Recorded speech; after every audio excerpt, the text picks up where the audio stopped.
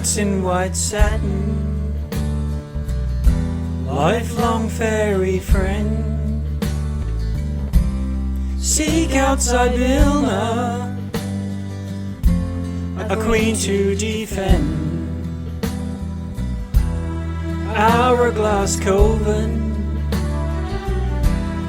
three to a ball. You will lead allies, answer valor's call. Look above you, yes, above you, above you.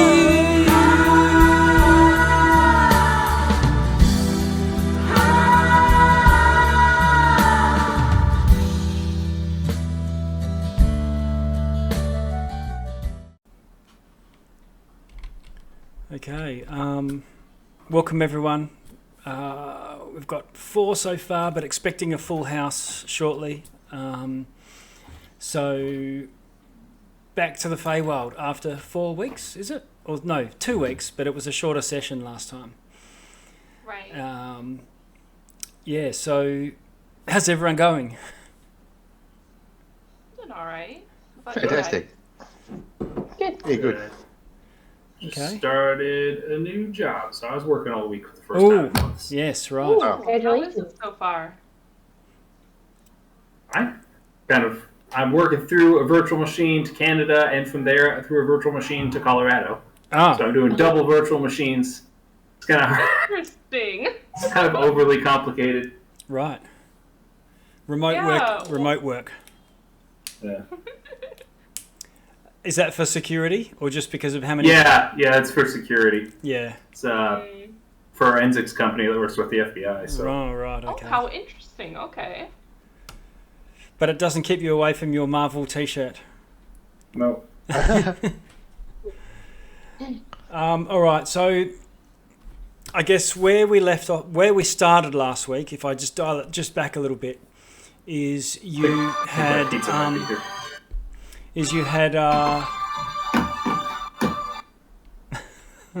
some glory. I was about to launch into song there. I didn't know what to do. It was like a musical. Yeah. But speaking of which, though, you had a song sung to you by the bard, up and coming bard from the Getaway Gang, and you've been dubbed the Knights in White Satin by the Getaway Gang as well. And everyone has been given a white sash to wear as a token of affection and friendship with the goodly folk of the Feywild. So I think Celeste and Ungo, you weren't here last time. Ronan tied the thing onto her horns, like a knight might on the top of their helmet. I think Slapney had it sort of tying his ears together, if I recall. On the tip of one of my ears. Tip of one of your ears, yes. And I can't remember Mavis. I think there was on the staff, I think, for Eleanor. But yeah, so both Ungo and Celeste, you've both got one of these as well to wear, assuming that you're willing to take their offering. With that, you disembarked from this giant treant that had ferried you all the way into yon blasted landscape of lightning and lightning thunder, and there's these huge lightning rods at the top of each peak, and it just sort of lightning hits and then goes and zips off to the north. And these lightning rods are clearly manufactured. It's not just hitting the tips of the mountains or anything. And you made your way down into the ravines to try and keep away from the lightning.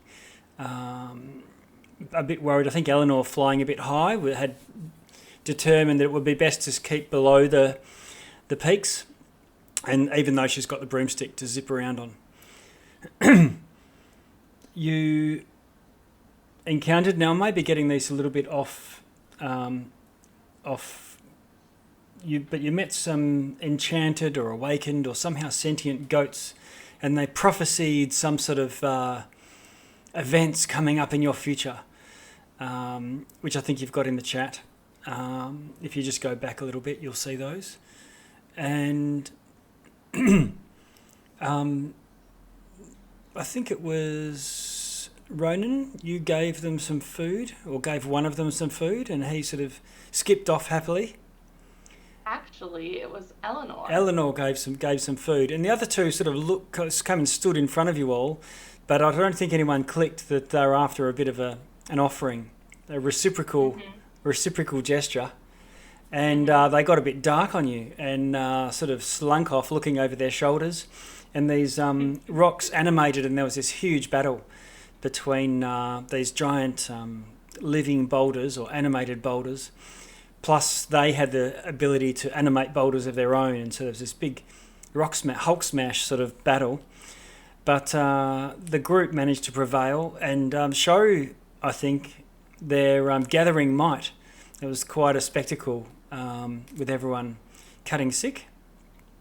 Knocked these boulders for 6, carried on your way, and took a rest and met some little fey folk, little rock elemental creatures that came and I think took a liking to Ronan and bestowed upon you, I think, a gift, if I recall. Is that right?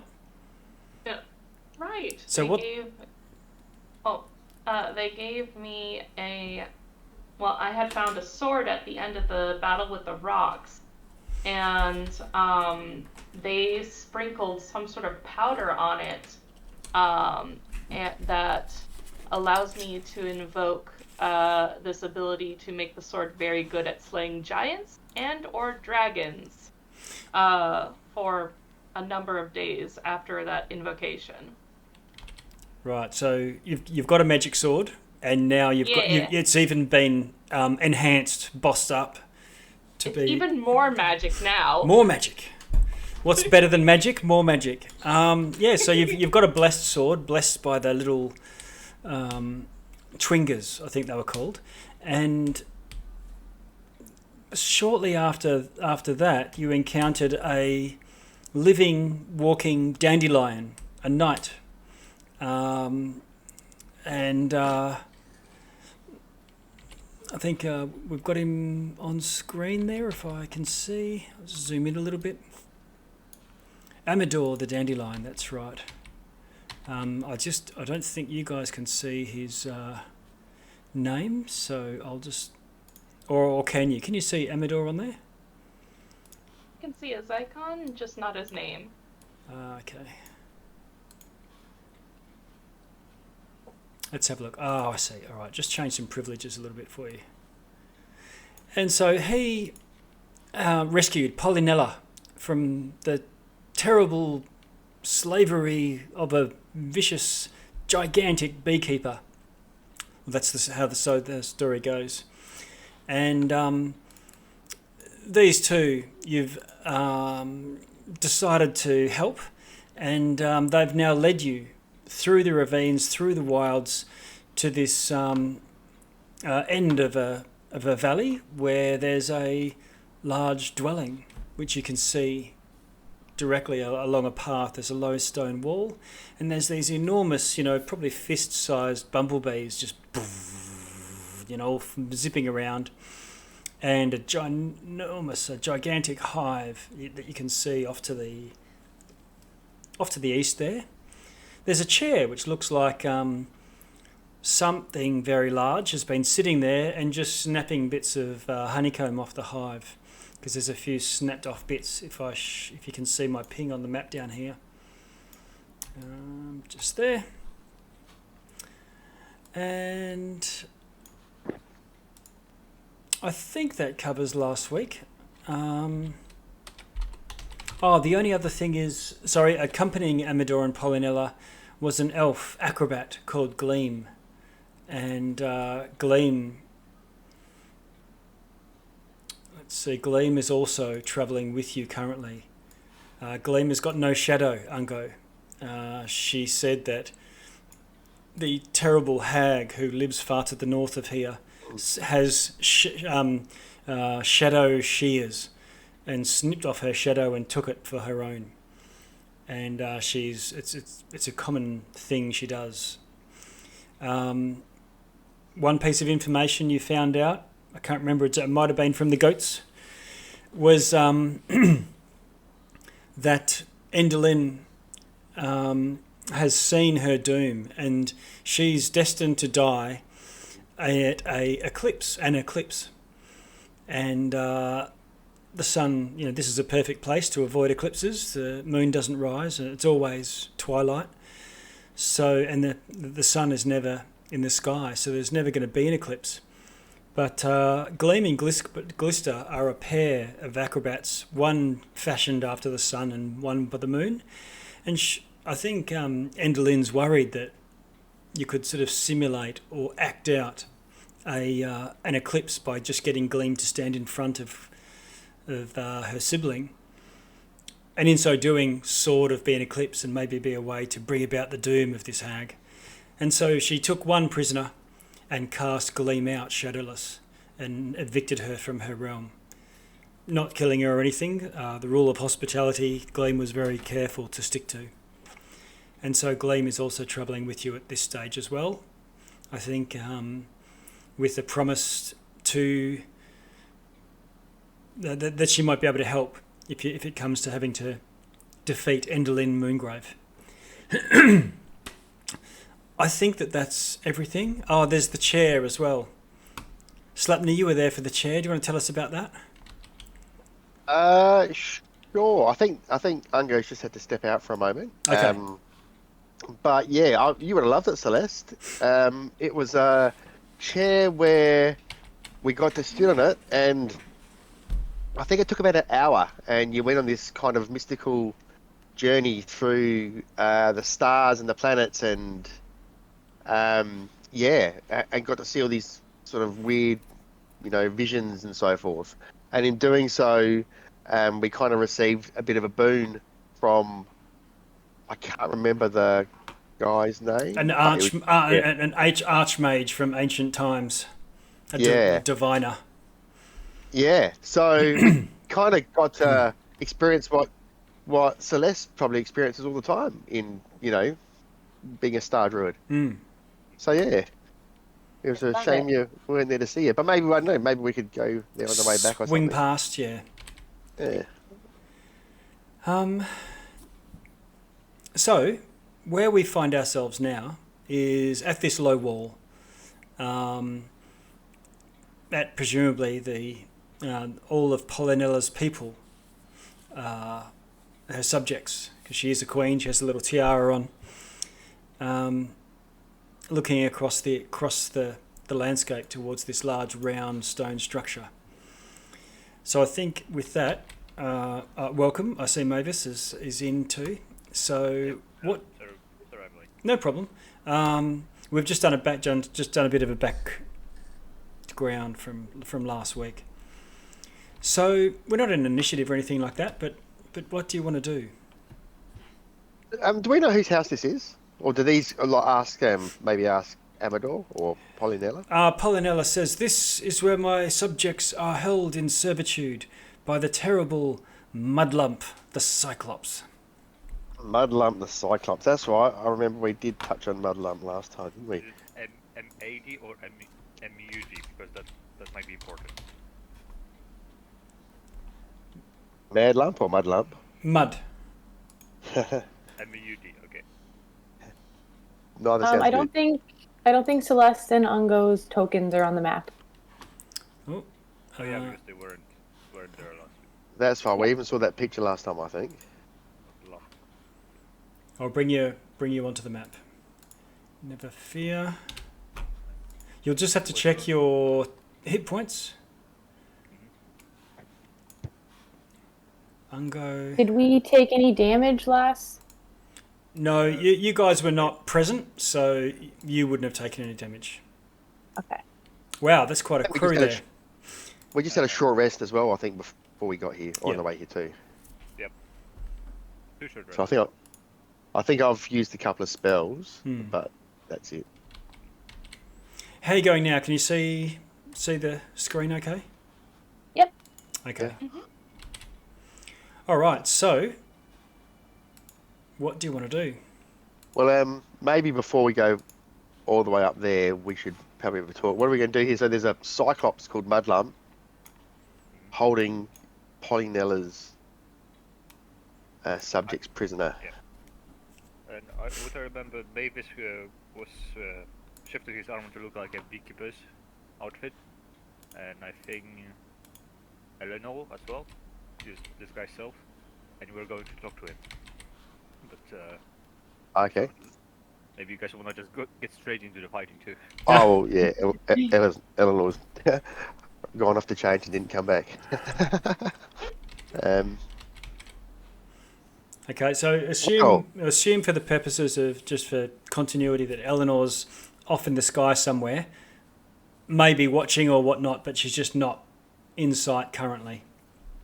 Okay, so say to Polynella, can we speak to Polynella? She's a bee, right? She is, yes. Oh, she speaks Sylvan? Uh, I think we, yeah. So, Flower guy was translating or something. yeah. so, how can we help free your people there? Will they follow you if they know you're here, or are they kind of stuck here with the hive? They're stuck here with the hive. We must drive off the terrible Mudlump. Okay. You know anything about Mudlump? Is he scared of anything? He's not scared of bee stings. We cannot penetrate his tough hide. Hmm. Wonder if we can. Well, and there's a big door there, is there? There's two doors at the end of the passage, at the end of the stone pathway leading up. Okay. And do you guys know if Mudlump lives alone?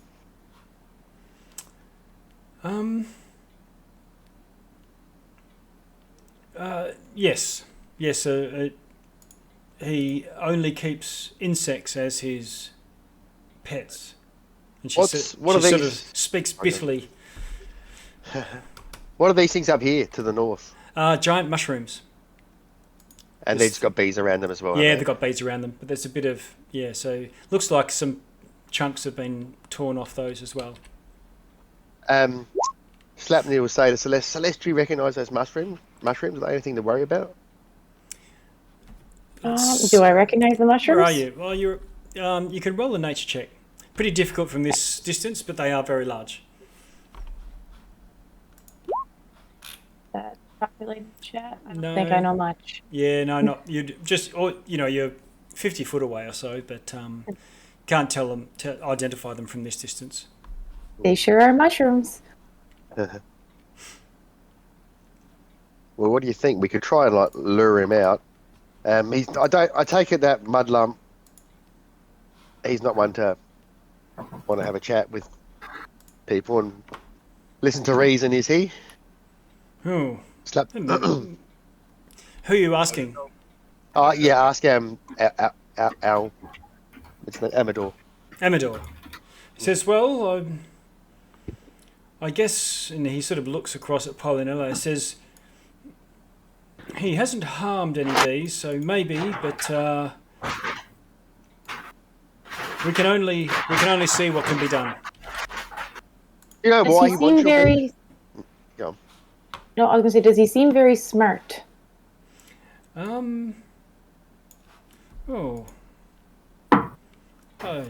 I guess he's fairly clever. He's fashioned many things that can take care of the bees. He's got these sort of smoking device. He's not the sharpest knife in the drawer, I'd say. And why does he want your bees? Well, it's for the honey, he's a sweet tooth. Okay, guys, you know what? That sounds to me like a regular beekeeping operation, not some kind of evil mastermind.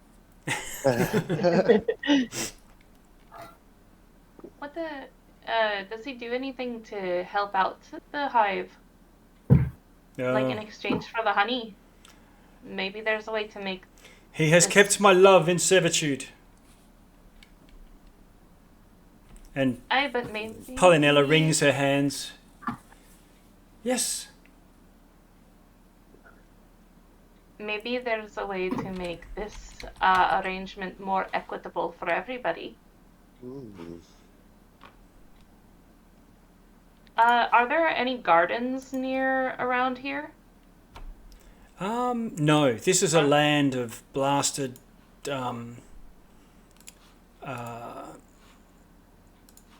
blasted rock and mountains. So What? if we drive, You hear a voice thundering as the door opens, and this character comes out. Who goes there? And this enormous figure, it has to stoop down to step through a 15-foot wide doorway. Why do I do, sir? I represent interest of the Korred Journal of Beekeepers, give beekeeper assistants, and honeybee enthusiasts. Am I speaking to Mr. Madlad? He looks at you, a little bit confused, and says, "That's me!" And then he sees Polynella and says, You stole my queen. Mudlump, and he speaks about himself in the first person here. Mudlump needs queen to make mead, best mead in yon. Oh, I think there's been sort of misunderstanding, sir. For you see, we came across this fine specimen of a queen bee on our way here. We heard many a rumor of enormous talented beekeeper who have developed quite an outstanding beehive, and we were interested if you would allow us to inspect it and perhaps give an interview for our aspiring beekeepers.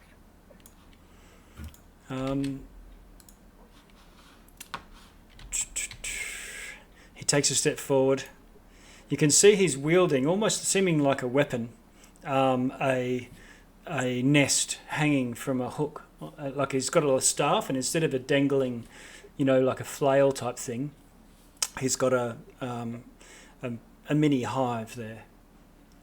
And you can see he's with one hand, very long, almost going down to his knees. He's got his palm facing away from you, but you can tell there's this enormous rock, probably as big as your torso. And as he walks closer and closer, he you can tell his outrage is coming through loud and clear. how tall is he? Maybe 20, 25 feet. Wow, that's a big bit of Cyclops. Yes.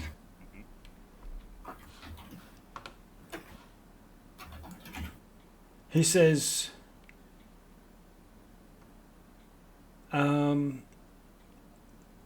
Why? Why did you flee? And Amador and Polynella sort of turn to you. Looks like they're looking to you to speak for them. So, Mudlump, you can't just go holding creatures prisoner. Not prisoner. Happy place. And he gestures left and right. Yes, it was brought to our attention by this fine specimen that the area is perhaps lacking a little bit in greenery that the bees could enjoy and perhaps turn into honey. They can make honey here. It does seem... But they can make better honey with the greenery.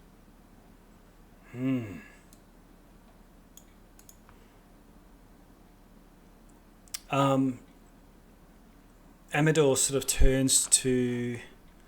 Let's see, who's closest there?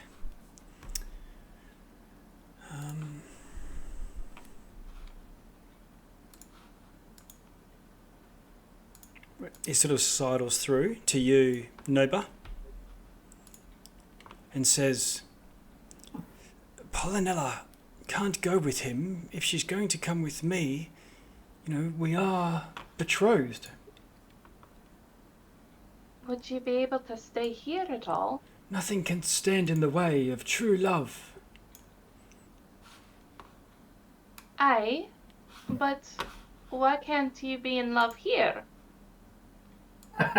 He looks at you quizzically, and it didn't really occur to him. It looks like. And Could you not be happy living here? Mudlump takes another sort of 2 steps forward, and says, "What? What do you speak?" Talking to you, Noba.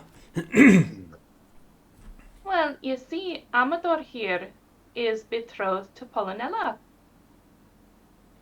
What is that? Betrothed? Well, you see, it means they're getting married. why? Because they're in love, Mudlump. Haven't you ever been in love? What is love?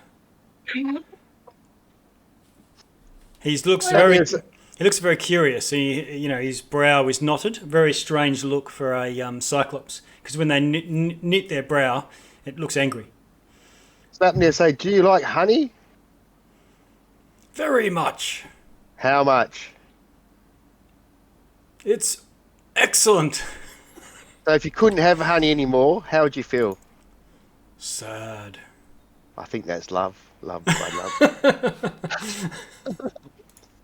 Hey, and not only that, but I think love is something where you're sad if you don't have it, but when you feel love for another person, it also means that you're happy when they're happy. He sort of smiles, a bit of a grimace smile. I would like to be in love too. I don't know what this is going. Sure, you'll find someone, Mudlump. Has anybody seen any giant women? I'm sure you'll find someone. Amador steps forward and he swings his scarf across his thing and he says, "I vow, Mudlump, to undertake a quest to seek out your true love. And in return, allow me to seek out mine." He looks across to Polonella.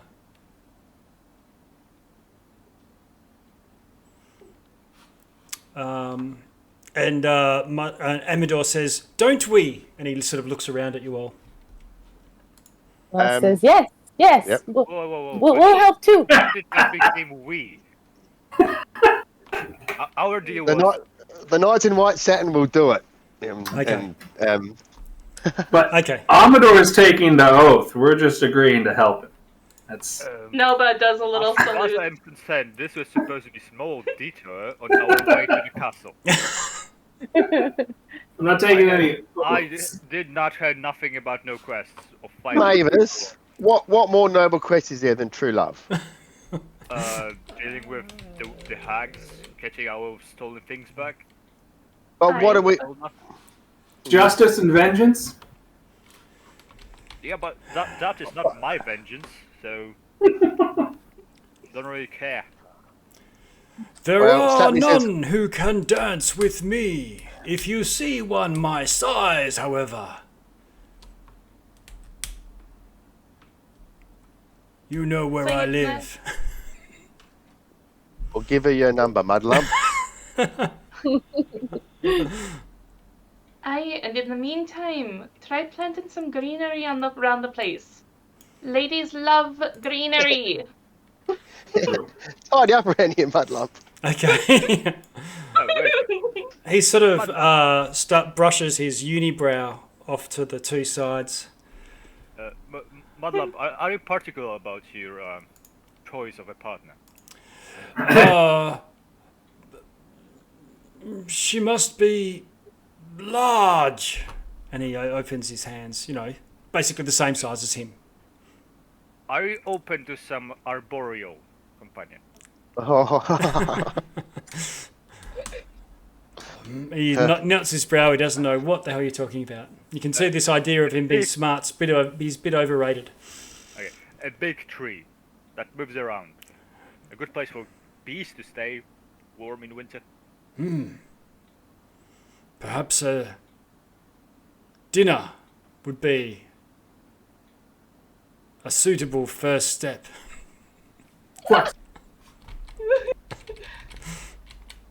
Okay, that's settled then.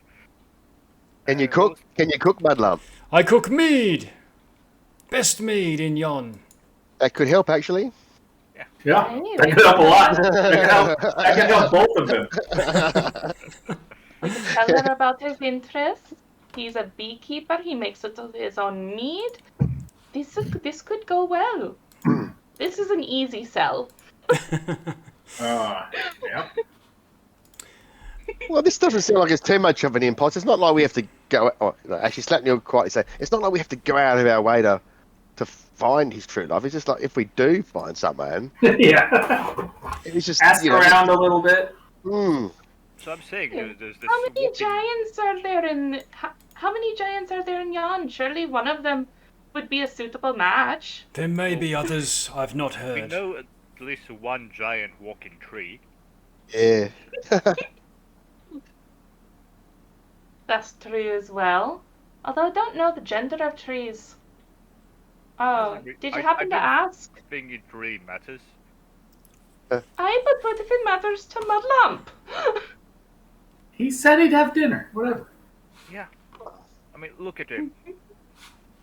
He walks over to his mushrooms and he reaches a hand and he lifts the cap off. And you can smell, as soon as he lifts it off, this rich, pungent, alcoholic, sweet smell. And he says, "Come, bring your flasks. Empty that horrible water out." Oh, yeah. Yep, Slapney will go over there. Okay. He'll drink his water down, and then he'll go over there. Okay. Fill her up, Mudlump. All right. He takes the little thing. It's like a thimble for you, or like a little medicine sipper. But he dunks it in, and pretty quickly it fills up your water skin with honey mead. Honey mead, nice. You're a gracious host, Mudlump. We appreciate it. Now, Mudlump, one thing I've learned is I feel like I should give you something. We getting him laid. We gave him our word. Oh, Yes. is that okay? Yeah, we getting him laid. That's He says. He says, "Get me date night." Ain't no. As long as we're over there, I was kind of thinking about having Ungo try to use his knowledge of nature to convince Mudlump that happy bees are more productive bees. Okay. Can you do a persuasion for me, Ungo? If any, Help well, him. I was hoping I could roll nature instead of persuasion, but all right. Can I talk to him and give him advantage? Yeah, you can say I have 0 bonus to persuasion. okay, but you've got advantage. Yeah. Oh, there we What go. is that? 13. 13's not bad. Okay. Yeah, he says there may be something in what you say, and Not trying to achieve any specific concessions to him. I just want him to think about that, and maybe the bees will have a little better time. yeah, he says, "Come with me, little shadowless one." You going with him, I Ungo? try not to get stepped on as I follow him. Okay. He ducks into his house. You going in with him? Yeah, sure, why not? Okay. You see an enormous bed, probably 20 foot across. And he says, "Here, something I found which might fit you. I have no use." And he pulls out this quiver. I like quivers. Quivers are good. Yep. Yes. I accidentally stepped on this and it didn't break. Very strong.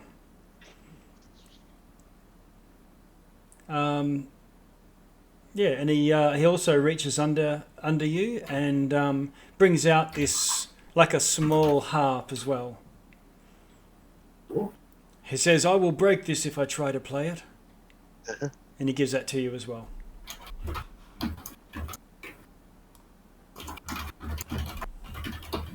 I guess I'll say thank you. You probably yell, "Thank you!" Yeah, looking up. Bring that back to the group. Okay. Well, Polynilla is is keen to stay in this with her people, which means, but Amador will say his farewells and then go along with you because he can guide in the same way as He's got to fulfill his oath, right? Yeah, that's right. And Mudlump is going to be. He says he'll either be here or if you come back and he's not here, he'll be off at his other home. Well, that's useful. Tell the women you have 2 homes. My other home's Tumbledown. It's a larger cave complex. I mean, people are curious why the housing market is so shit now. Yeah. He's probably got another wife there. Yes, I was going to Airbnb it. Okay, so Ungo, you come back to the group. You've got this this ornately carved quiver and a exquisite quality lyre.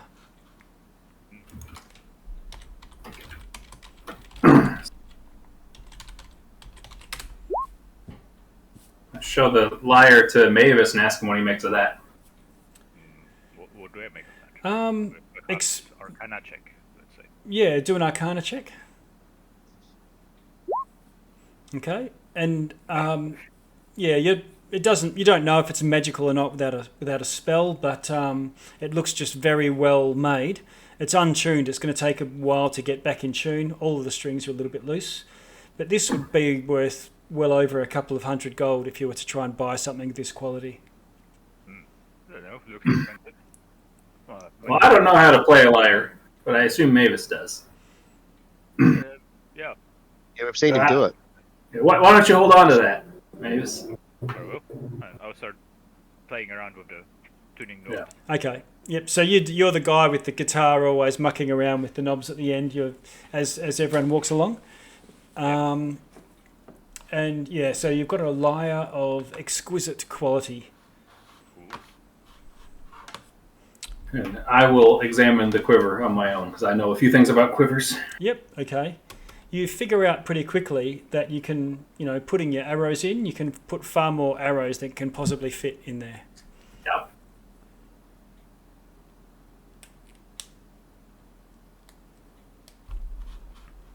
That it's a TARDIS. It's a TARDIS quiver. I'll wait a second. Let me check something. I don't have any spears. Never mind. I was gonna see if I could stick some spears in there. Okay. And I'll try putting my quarterstaff in there. Yeah, that'll fit. Cool.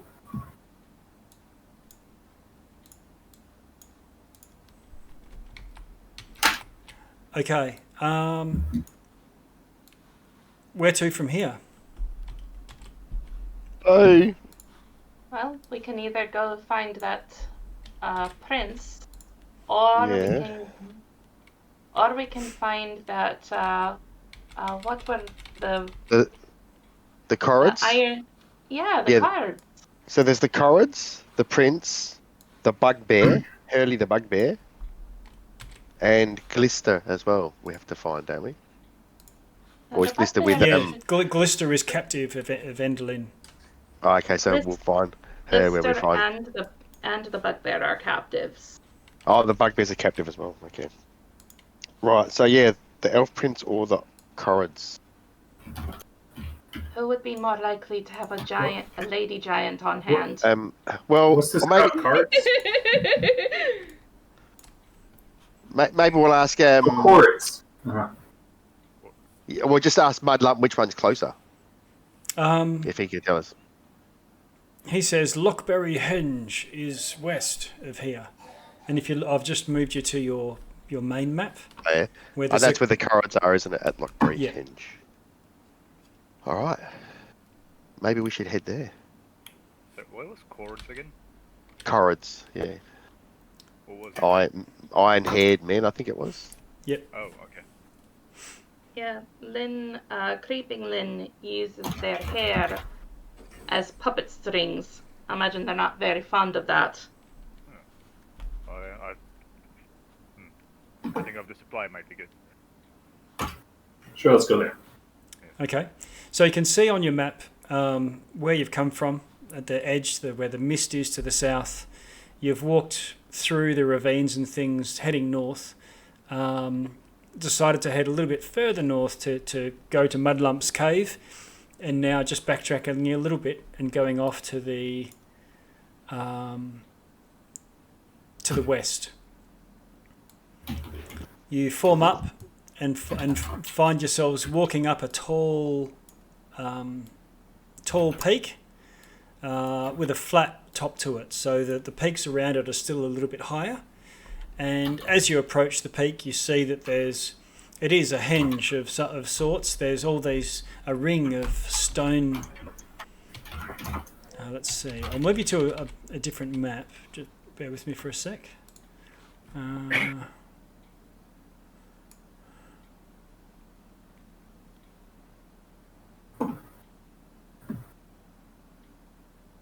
Yeah, there we go.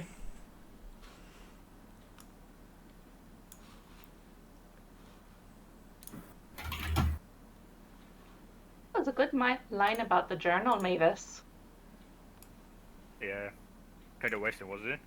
If I knew the guy was an idiot, I wouldn't put so much effort into it. Yeah, but good practice for a better crowd. Yeah, I guess no effort goes to waste. Okay. Yeah, so you find yourself on a mesa where there's this ring of rocks, and let's see, I might be able to give you a little bit more. Yeah, boulder-strewn plateau, 8 megaliths. In the centre of it, it looks like there's a bit of an old fire pit, and a small checkered game board of sorts. It's got playing pieces made out of stone, and it rests on the ground. Does it look like it's a game halfway through, or is Yeah, it does. It does actually. Yeah, if you look at it, it does too. Look at that. That's good. Nova's gonna inspect it. Okay. Yeah, the big Roll one. an investigation, Noba. Okay. She's got, let's see here, 17. All right. It looks like this game is... You recognise the moves that it would... it's similar to other games you might have played at some point. And... let's have a look.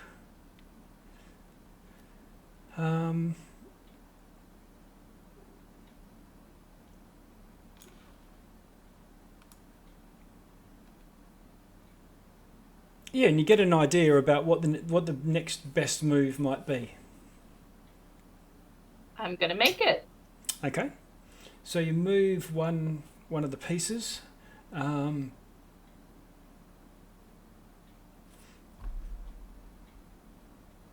with that one move, you actually realise that you've sort of done similar to checkmate in chess. Although it's not, it's not. Yeah, exactly. She yells. So the game of crowns. Let's see. One set's chalk and the other's shale. They're sculpted and they look like short humanoids with 2 legs. They've got cloven hooves like you, but they're shorter and stockier. Almost have no neck. Partly though, because they've got a big thick beard and long sort of dreadlocks covering over their shoulders and down their back. The beard and hair all merge up all together. Can you roll a insight check for me, Noba? You can have advantage.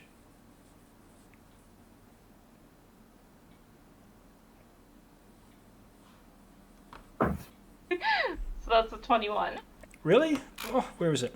Okay. All right. So with that, you hear this chuckling from the east. Oh, bear with me. And a Korred, obviously a Korred from looking at the statues, the little game tokens.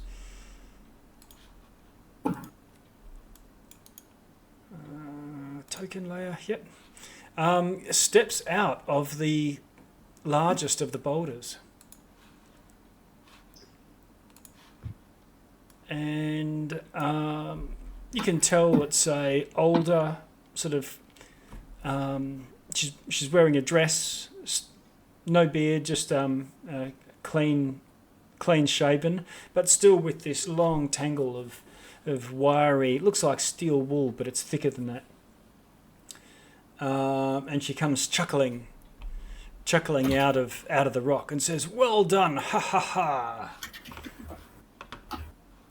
Nova is going to give a bow. Thank you. Okay. I've been known to play a game or two in my time.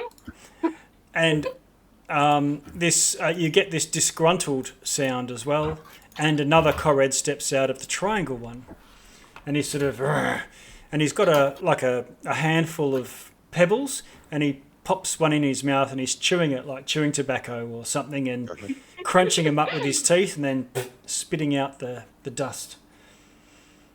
Wow. And he says, "Oh, you said you were going to get me in one. Didn't know. I didn't see it. You distracted me."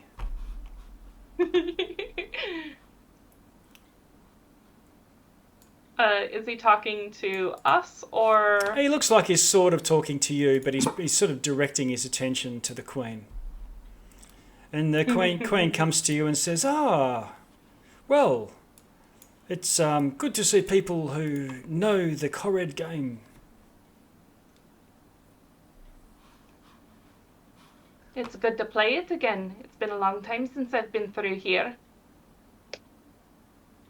Okay. You've been here before, Nova? Once when I was little, my parents and our troop rode through here. I barely remember much of it, but I do remember the checkerboard. And she kind of squints. Yeah. Queen Argantul sort of kneels to the ground and picks up one of the rocks. You know, there's a lot of debris around. And she sort of holds it and then starts to squeeze it. Looks like it could just crack and shatter. But instead of it crushing and sort of bursting out of between her fingers, she gets her other hand and grips it. And she just keeps pressing and pressing and pressing. And you said, if they press these hard enough, and she sort of squeezes, and then, you know, it's almost gone. Until she's got it down to just a fist. And then she sort of blows on it. And then she just reaches in and picks it up. There we go. And she says, "Here, a gift for helping me win against this trickster." And she gestures to the male Korred to her side. And she gives it to you, Noba. Noble will, take it. Okay. It looks like a sapphire. Her eyes are gonna widen a bit. Okay. As you hold it in your hand, having a look, it starts to glow faintly. Can I? She's gonna go to kind of Celeste and Mavis. You do know about magic, don't you? Mavis, Celeste. Yeah, but I do think rocks are more of a Celeste domain.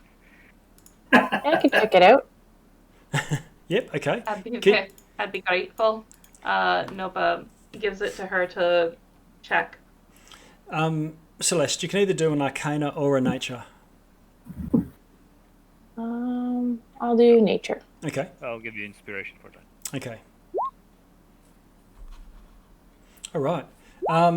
It looks like a star sapphire to you. In pure jewelry value alone, you might be able to. It would probably cost 1,000 gold to buy in the shops. gem merchants and so on. This glow, you recall, is like a Fey blessing, and it'll bring good luck. Usually for a short time when you just created like this on the spot. You say, oh, this is fancy.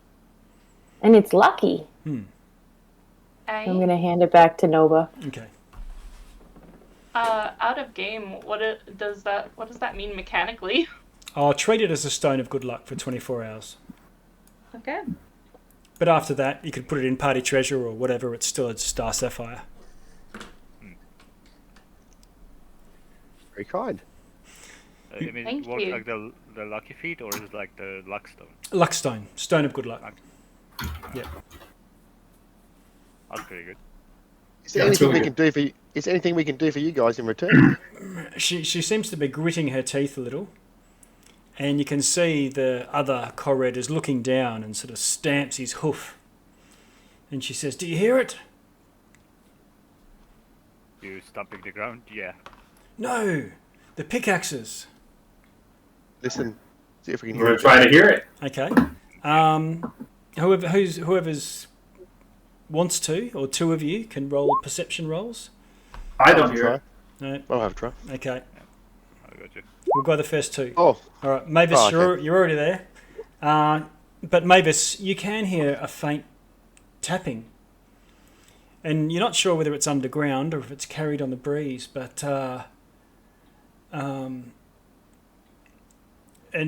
Queen Argantel sort of grits her teeth as well. They do it to annoy us. And the Korred off to the side runs off and grabs a boulder and he hurls it. Probably goes a couple of 100 feet, and he screams, "Death! Death to the Brigganocks!" And a peal of thunder accompanies his display of anger. and where does the boulder go? Do we see where it lands? Just launches off off the side of the mesa. Who are you angry at? The Brigganocks! They're helping Bitter End build her wicked contraptions. They live underground. They're little mining pigs. Okay, so it's not like a race thing. They're just evil, right? They hide, guard the schematic diagrams, new contraptions in their mine. Who is it that they do that for? Who's making the contraptions? Bitter End. Bitter End. That's another name for Endelin, isn't it? So- Creeping Lin. Ripping Lin, yeah, that's the one we know. Bitter End. Yeah, Bitter End. Endolin. Yes, Bitter End, the hag and from the north. Ah, okay. Gosh, she's got 100 names. Aye, that's normal. We can't stand the noise of our mining. Our ears are so sensitive. What are the Brigganocks? You said they're mining pigs. Mining pigs. And where are they? Crafty, nasty creatures. And where are they? They say they have a mine not far from here. And you What said are they're protecting like schematics and stuff? We can take them, schematics for her contraptions. I think that would be good for us to know. Yeah. What are they mining? Oh, God knows what. As you can see, you don't need to mine anything around here. You just crush rocks into gems. Yeah, mining's pointless. Say, we heard some possibly unsubstantiated rumors. You provide your hair to the witch? We do not provide our hair. She steals it. She's wiling enchantress. And She likes to steal stuff. and she catches us unawares with her gaze or with her God knows what magic she has, holds us in place and snips our hair and snips our shadows. Seems a bit rough. Okay. So you wouldn't oppose us trying to kill her, right? Oh, Even if you no, can help us, right? certainly. In fact, we've heard that the Brigganocks have a secret tunnel that connects to their own mine to Motherhorn, the lair of Bingo. Endelyn. Yep. Amazing. Yeah. So, Yeah. High five, Ungo. Let's go. What are we waiting for? yeah, how about we go do some pig herding, and meanwhile you gather your companions, compatriots, and your kin, and then we can reconvene and do like a little coup d'etat. Yeah, oh, certainly. Sort out these Brigganocks, and then we can help you sort out Bitter End. These mining pigs, they're not like they're not like little kids with pig masks on by any chance, are they? No, they have snouts. Oh, good. They have Good. snouts. Oh, Like sour pigs, or yeah. I thought we were going to go into a mine full of sow pigs. Okay. Well, as we do, it is time to celebrate our joining and our alliance. And then a couple of other Korreds. One steps out of each of these stones, and you notice now that every stone is made of a different material, and these Korred have a sort of sheen to their face that looks a little bit like the stone that they've come from, almost. And he says, "The chiefs of all the tribes I call," and they all step out, and they say, "And now we dance." And one of them gets out, so starts banging with two rocks together and like drumming, and it's like a real sort of hippie drumming dance where with everyone stamping their feet on the ground, and they all start dancing and hopping about. About Neil joining. Nova's going to pull out her viol and start playing. Okay, nice. So the viol joins in with the drums. well, Ungo actually has proficiency in drums, so Oh, Yeah. throw in the drums. okay. So let's have a party check. I need to know what each person is doing. Ungo, you have proficiency in drums, so I'll let you Especially go. in hand drums, so I'll find something around here and beat on it. Performance? Rolling performance? Yes, please. And there's the Korred dancing. Yeah! All right. Oh, Okay, we have a natural Nice. natural 20 as Ungo bangs out his drums. Noba, That's awesome. Noba, you're accompanying this with the high notes of did you say lute? What was it? Viol. Viol. Can you do us a performance check with your viol? Sure. Alright, that's 16. Okay, so we've got 3 passes because Ungo's counts as 2. Ungo puts his giant gloves on and beats on a rock. Who's that? Sorry. Oh, Ungo. That's yeah. The giant gloves. Oh The yeah. giant gloves. Yeah. Excellent. Amador goes over to let's see, we don't have Eleanor here. He goes over to Celeste, and he sort of holds his, goes into a bit of a low crouch, and he says, "May I have this dance?" And Celeste accepts. Okay, and so with that, he sort of does some sort of, you go into the sort of normal waltzing like dance position, and he sort of leads you off in a polka of some sort to the sound of the drums. Do you want a performance? Yes, please. Amador can give you advantage on that. Okay. You are 1. And I think I heard Mavis say you can have inspiration, was it? Or Yeah, I gave her for the Arcana check. She still has it. oh yeah, so you've still got it if you want to use it to up your 10. And what's that? Was that a D6? I think it's the 8 at this point. Nice. All right, so So 15. 15. Right? So you're busting the groove out. Who haven't we had yet? Mavis and Slatney. What are you guys going to do? Snapmy's going to dance. He's going to do some athletic dance. Nice one. And like, if they're like, they're strong, right? Yes, they are. Yeah, so if they're using any if they're doing any strength stuff, he's got his Gauntlets of Ogre power on. He's gonna be Okay. trying to match what they do as well. Just like a gorilla, you can. This is a very boisterous dance that all the Korred are doing, and you can succeed here with either charisma performance or strength athletics. Yeah, athletics definitely. Okay. Here it comes. 22. 22, all right. Yeah. Okay, so he picks up 2 Korreds and he's dancing around them. Awesome. How about you, Mavis? I think with all that percussion going on, my lyre won't be heard anyway, so instead I will use minor illusion to create like a booming, thunderous sound. Okay. With some nice steady measure. All right. You can either Cannons, 1812 overture. You can either do Arcana, or as in just your magical ability to try and make it flashy, or performance, because you're just using it as to do a performance.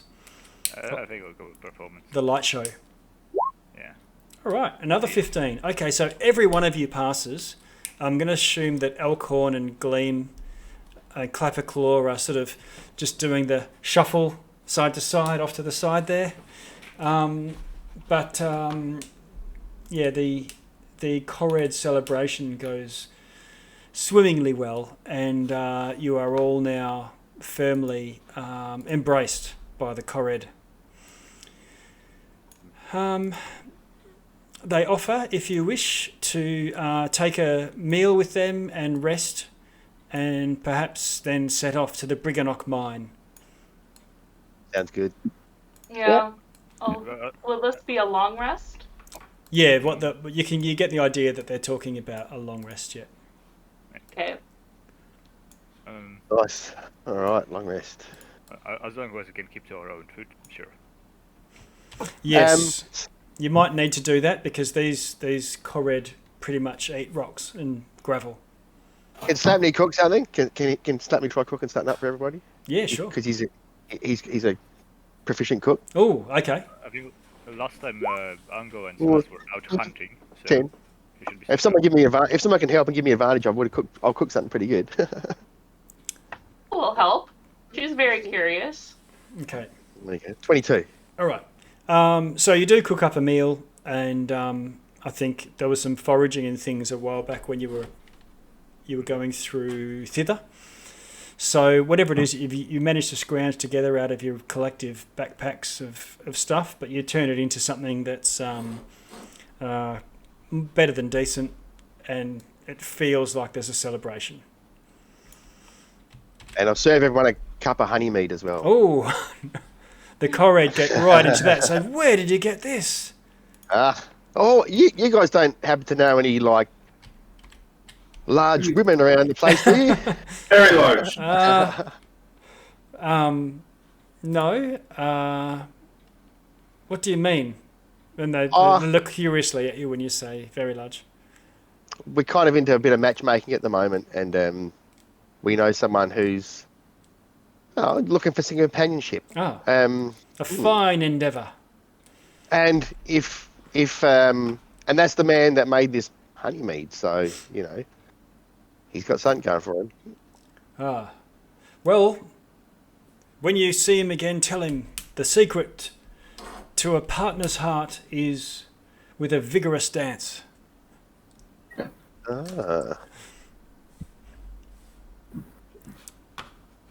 Nova kind of snorts into her mead.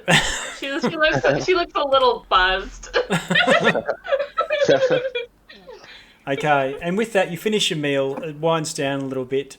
The Korred sort of hang around a little bit, and they sort of look at that every now and then. That they get a bit disgruntled, and it feels like it's not spoiled or soured, but they still hear these pickaxes banging on rock in the distance.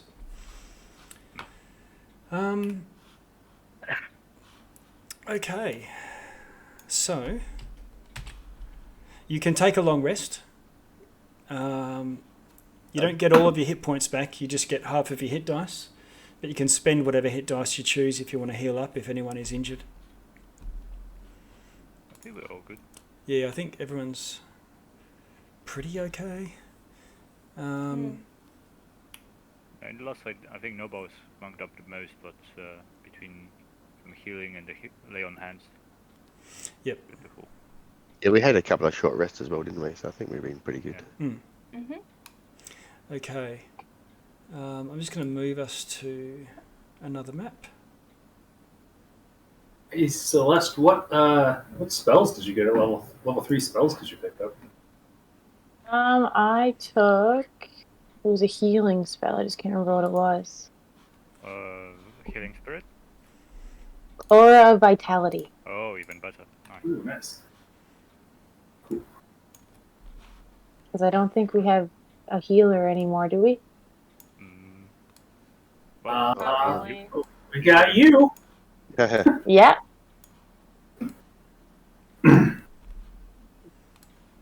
if we need some more next level, I'll pick up your. Good. A paladin can heal a little bit too. Yeah. I can do a little. I can do a little bit as well. I'll try to- tiny. Yeah, I try to save mine if someone gets down. I'll try and use mine then to get them back in the fight. I have my starry form where I can turn into the chalice, where I can do That's nice, extra that healing. is. So Yeah. I figure it takes some healing spells. Yeah, that's good value. That is. Nice. Yeah. So you can see from your map, you're making your way north towards the Brigganocks mine. North, I'm just going to make sure of that. I'll drag us here. Oh yeah, Celeste, I meant to ask. Do you perhaps have any other sisters? Or one perhaps named Solaris or something like that? I think it's just me and Selena. Okay. But I forgot she existed too, so who knows? Yeah. I mean, there's the whole thing with the moon and sun for killing Lynn. And I think Selena, the name means somewhat moon or moon. Oh, maybe.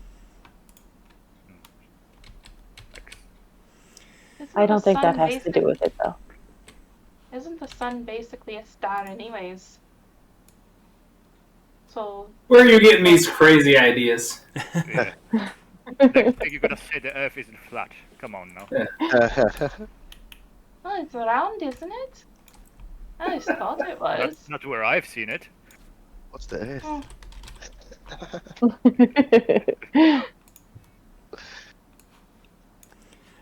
Okay.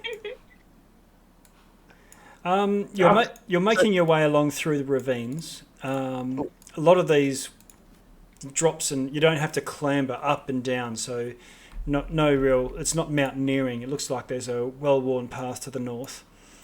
However, you're on one of those rickety bridges, one person wide. There's a whole big long line of you going back because there's a Korred and some others with you as well, obviously. Slapney, you're up the front there with Noba, Mavis and Celeste, Ungo. And coming from the other direction, there's a procession coming. Ungo, you can tell that they're goblins, or at least goblin size, goblin shape, but they've got masks on.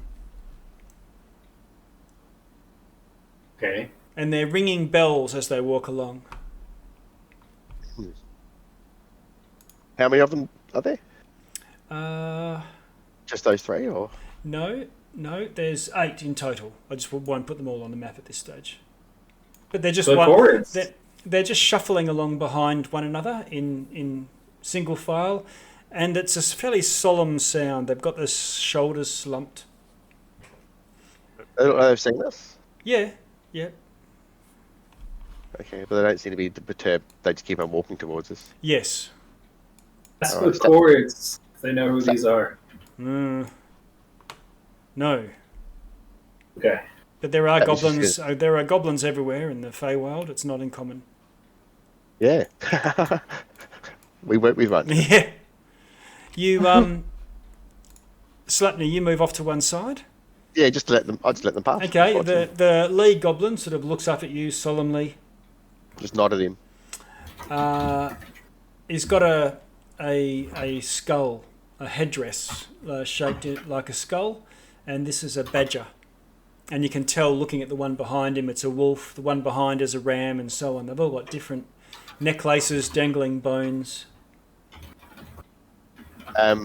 Slapney would just say to him in Goblin, "Good day." He says, "Good day, if it is."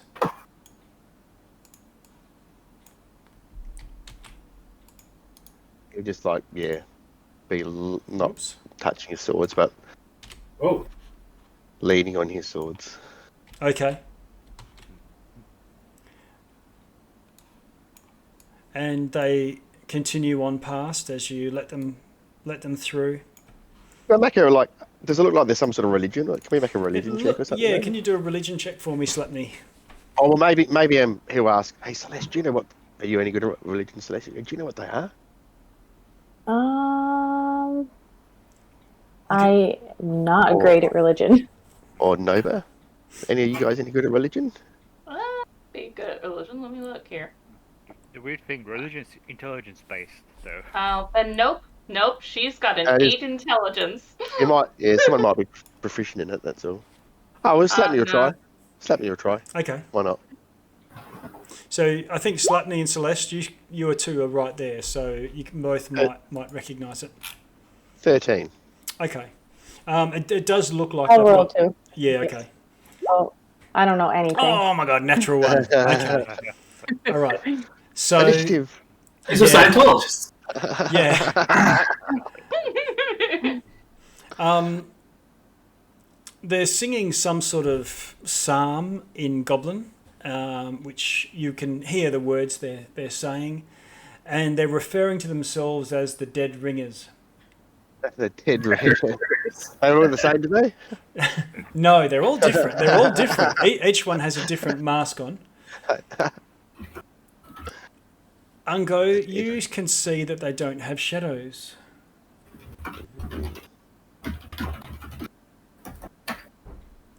Uh-huh. And you're a bit in the way there, Ango. What are you going to do?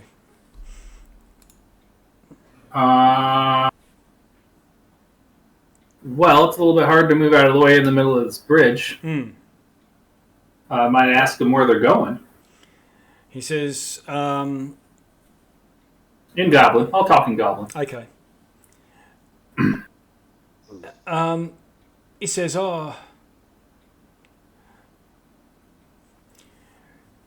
we travel the lands giving succor to the dead. Our bells give rest to the deceased. I'm going to point to the mine is to the north, right? The pigs. Yep. That's where we're going. Yep. Is that right? Well, it's the direction you're going. I think that's actually east, where you're heading right now. Okay, we're going east. Yep. Okay. I always point the way we're going. Like, there's going to be some dead over there soon.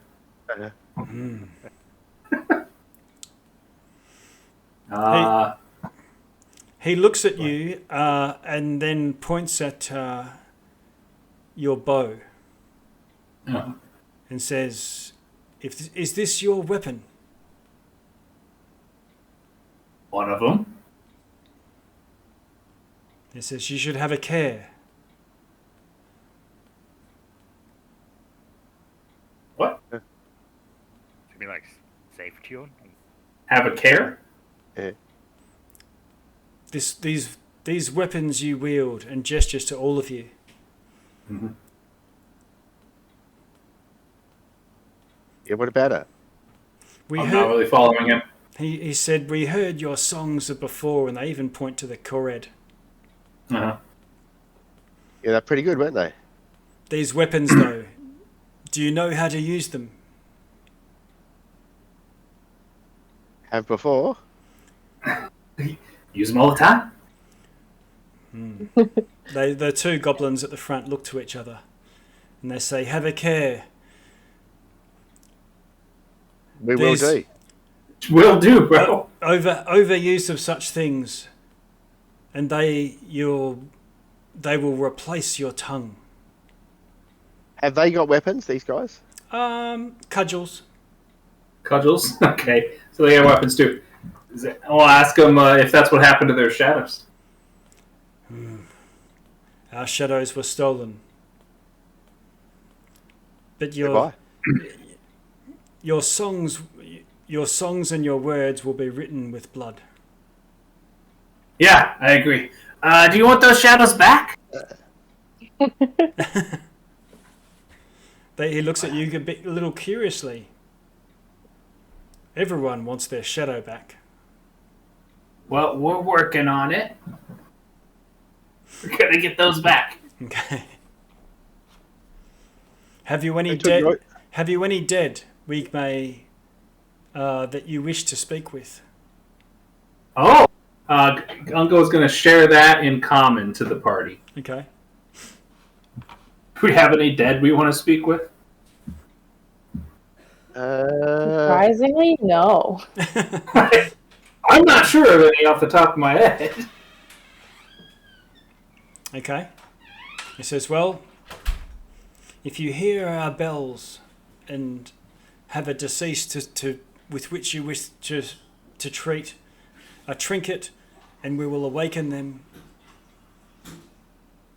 Okay, so noted. that you may speak with your lost loved ones. Where can we find you? And they gesture to the Korred and say they will hear us, and they sort of nod sort of a bit morosely. Okay, well, I guess I'll try to back up and get the Korreds to back up so we can let these guys through then. Okay. And they Before you go, Goblins. Yep. Before you go, have you seen any large women around here? Yeah, that's a good question. They look at you a little bit. I know all women are large to you. This guys, is a probably. little. Do you always finalise your conversations this way? Yes. Have been recently, yeah. Yeah, lately, yes. They look to each other and sort of shake their head and say, Never mind. Off you go. Okay. They're like the, Monty Python and bring out your dead, bong. Bring out your dead, bong. Just a moment. Mavis will walk up to the guy that was talking. Yep. And I guess whisper into his ear. And, something along the lines, I don't really wish to talk, but if you could tell my friend that we're almost done with the mission, that would be good enough. And that would be to our late, dearly departed paladin. Ah. Uh-huh. Uh-huh. Okay. Aww. Have you a trinket? I mean, you didn't let us loot his body, so no. Narratively, I would have kept some souvenir, I guess. Yeah, all right. We'll assume you give them some sort of token of some sort. And eventually, and they sort of move off with their litany of giving the dead rest is effectively what their song is doing. Okay. I can't believe we all wrote backstories with alive parents.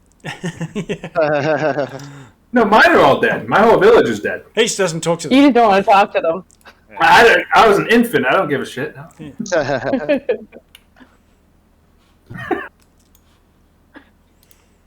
Okay, a little bit further on.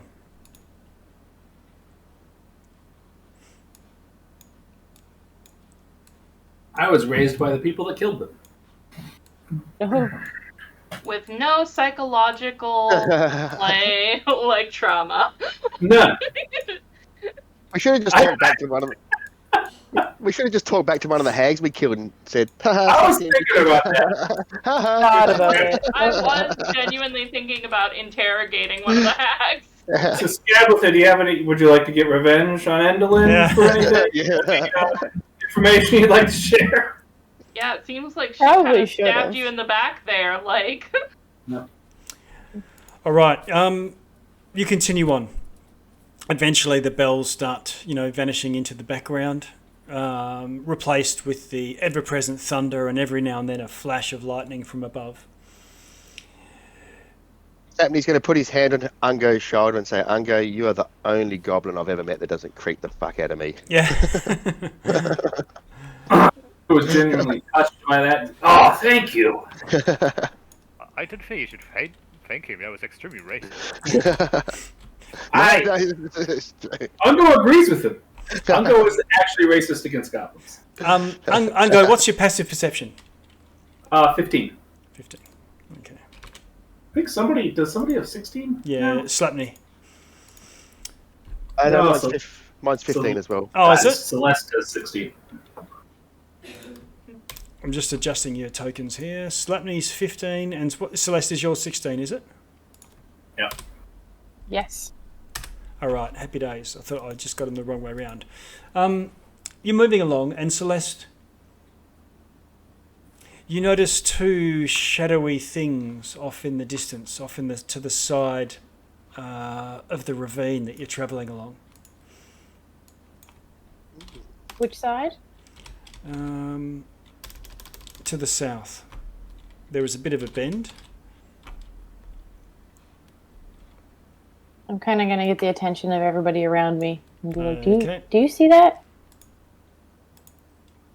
I'm using a token for a shadow, but... Do I see it now that she pointed it out? With 15, we have, me and Slapney have one less perception. let's have a look.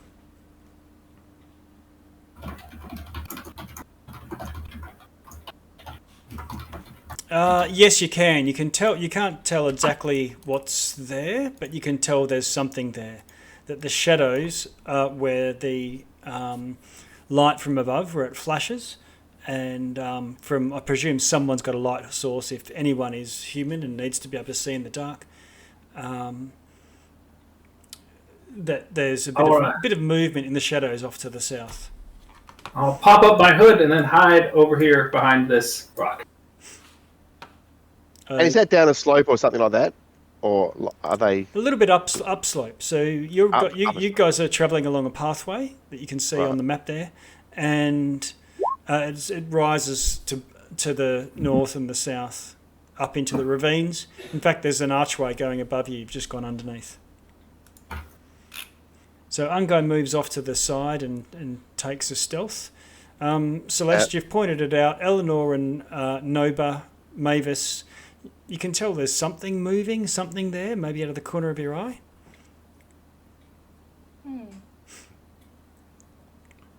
That means just going to get against the wall there and look up at them.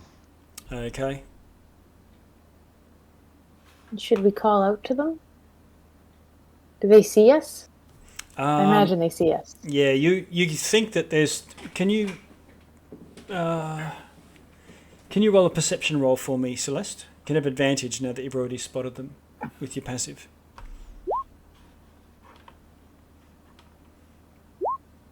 Yeah. 23. All right, 16 and now 23, so the advantage helps.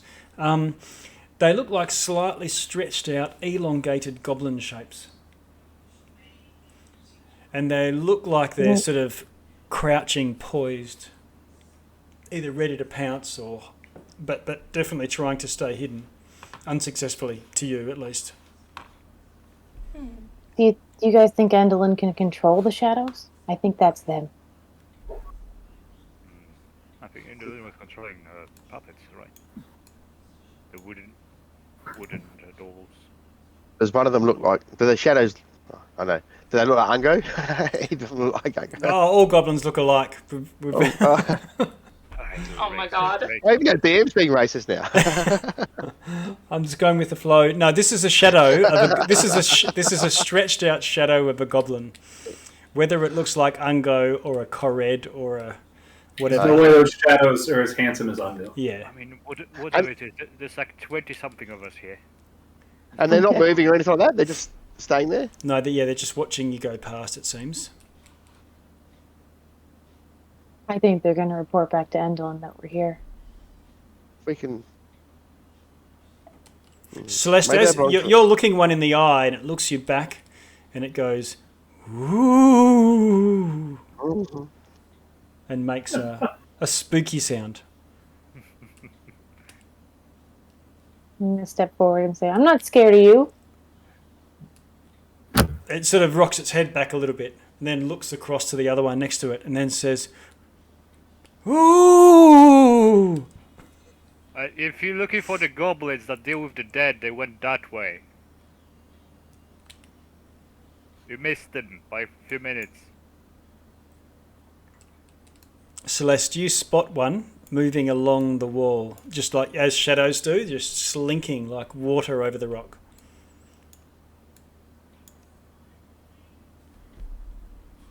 I think we need to stop it. Oh, no light in it. Who's got the light? Is there anyone who can't see in the dark? Maybe. Mavis. Yeah, I don't think I can see that. I don't think Slap Me can either. Okay. So you probably would want a torch or lantern or something. Yeah, I thought someone had light. Mavis, what's your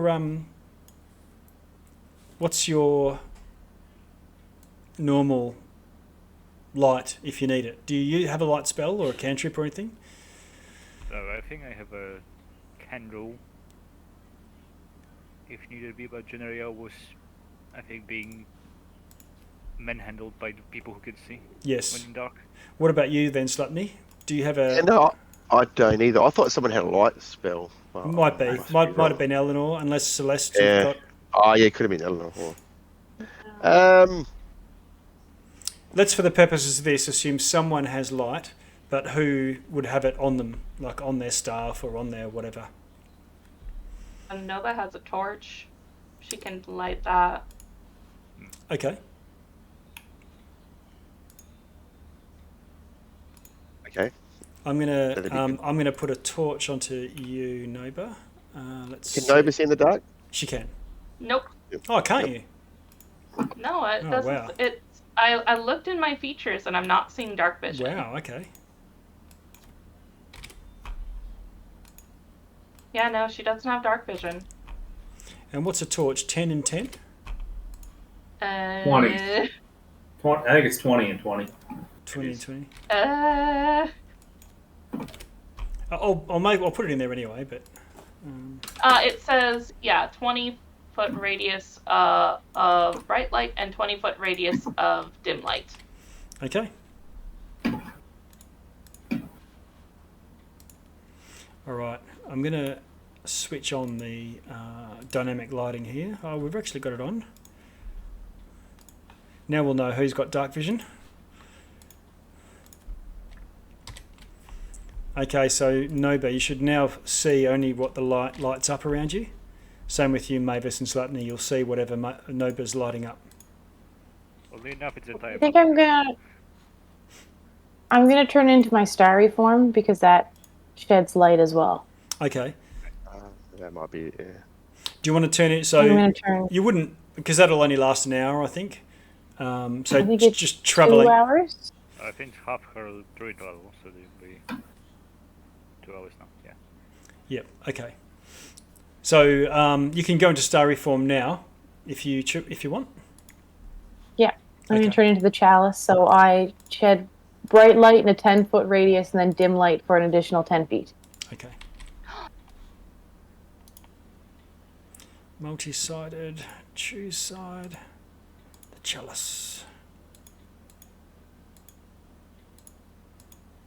There we go. And sorry, I missed your light shedding. How much? Bright for a 10-foot radius, Mm-hmm. and then dim for an additional 10 feet. Great. All right, so both you and Noba are now light sources. And the light that you're shedding dimly illuminates the one of the shadows. The other one is sort of moved out of your light vision and off into the darkness. Does it seem to be affected by the light at all? Yeah, it sort of shrinks back and tries to find a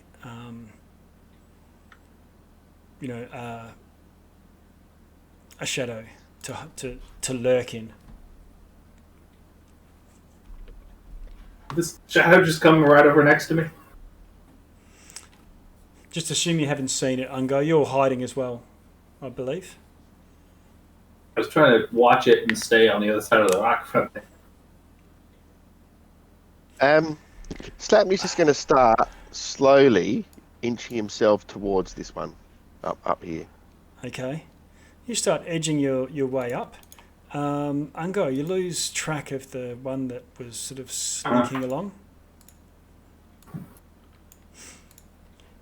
You hear this hissing sound behind you, Ungo, and Oh no! and you spin around, and this shadow, and it looks like you, as much as you can tell. Oh shit.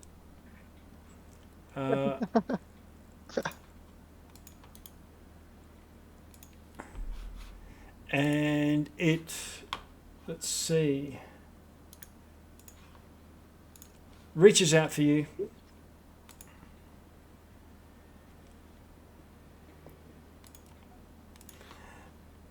And strikes out at you with it like a talon. Okay. What's your armor class? Oh, it hit a natural 20. Oh.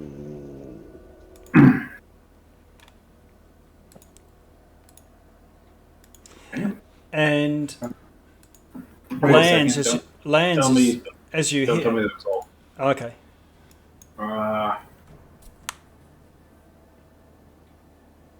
If I'm hit by an attack... Okay, maybe I can hear the result first. I have a thing that can cause it to...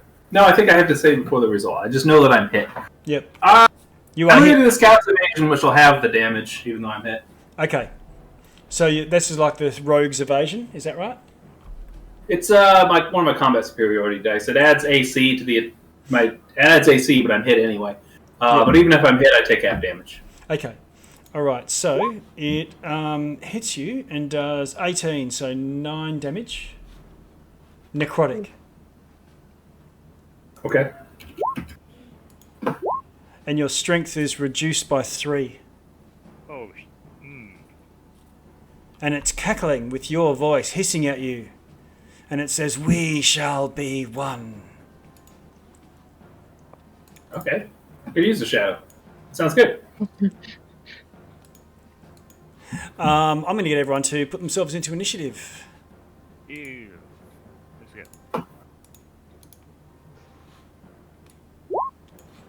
When do we plan on taking our break? That's a good idea. It's 9:30 now. Well, there's only one shadow. It might be short. Okay. So let's just sort this out and go there. So I can see Slatney 24, Ungo 22, Celeste 13, Mavis 10. I can't see Oh, no, she's Noba. Oh. no, yeah. For some reason I'm rolling in the beyond, Yep. but it's not showing Just- up on the game. So select your token, highlight your token on roll 20 so that it's sort of, Okay. and then do the initiative roll on D&D Beyond. Okay. I don't think any of Nova's rolls are coming Her through. rolls aren't linked to the virtual tabletop. Okay, well just tell us tell us what you rolled, what the first roll that you rolled then. First roll was 14. Okay. I can manually do that. All right. You can see it in the D&D Beyond campaign game log. Oh yeah, no worries. I trust it. Okay, Slapney, you hear Ungo crying out in pain. Okay. And what's the shadow up here doing? It looks like it's crouching, ready to pounce. Okay. Slap, you'll just get his swords out, jump into it, and Okay. give it a cut. Boing. Yeah. Or not jump into it, run into it. Yeah. Okay. I don't think. Yeah. Okay. Nah. He's gonna hunter's mark it as a bonus action. Okay. It is now marked for death. So if it tries to run away, Okay. at least I'll get a. Okay, and then he's gonna hit it twice. Okay. Roll to hit. You have an 18. Class 18 hits. Okay, for so 12 damage. And what are you using? Just a normal short sword. Okay, so With Hunter's Mark. It does the full 12 damage, but it's resistant to the bludgeoning, piercing, slashing, whatever. So it's the same, kind of the same as the rocks. Do you want me to half the slashing and just add Yes. the hunter's mark? Or Yes, yep, please. Okay, sure. So it will be 7 damage then, Okay. and second attack is a 21. Ooh, nice one. And that'll be a total of 7 damage again. All right. So with 2 thrusts, it's in tatters and ragged, but not dead yet. The Okay, Hunter's that's- Mark is also piercing damage from the weapon. It's just extra damage the weapon does. Yeah, it's just I'm classing it as as magical piercing damage rather than non-magical. That's Slapney done. Okay. Stab. That your 2 attacks, is it? That's his tail attack. Yeah, yep. okay. And his bonus action. Yep. Okay. Oh, your bonus action was the Hunter's Mark. Okay, Ungo. Sure. You got your faculties. I will. You're like Kirk and Spock, eyeing each other off, circling each other. This guy, this shadow is small, like I am. It is exactly the same size as you. Oh, okay. I will pull out my dagger, my magical dagger, Okay. and I'm gonna try stabbing him. Okay, roll to hit. Twice. Roll to hit.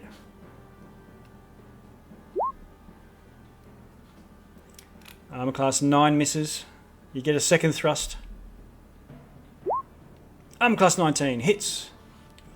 For 5. All right, and then I'll use my action surge and do it again. Okay.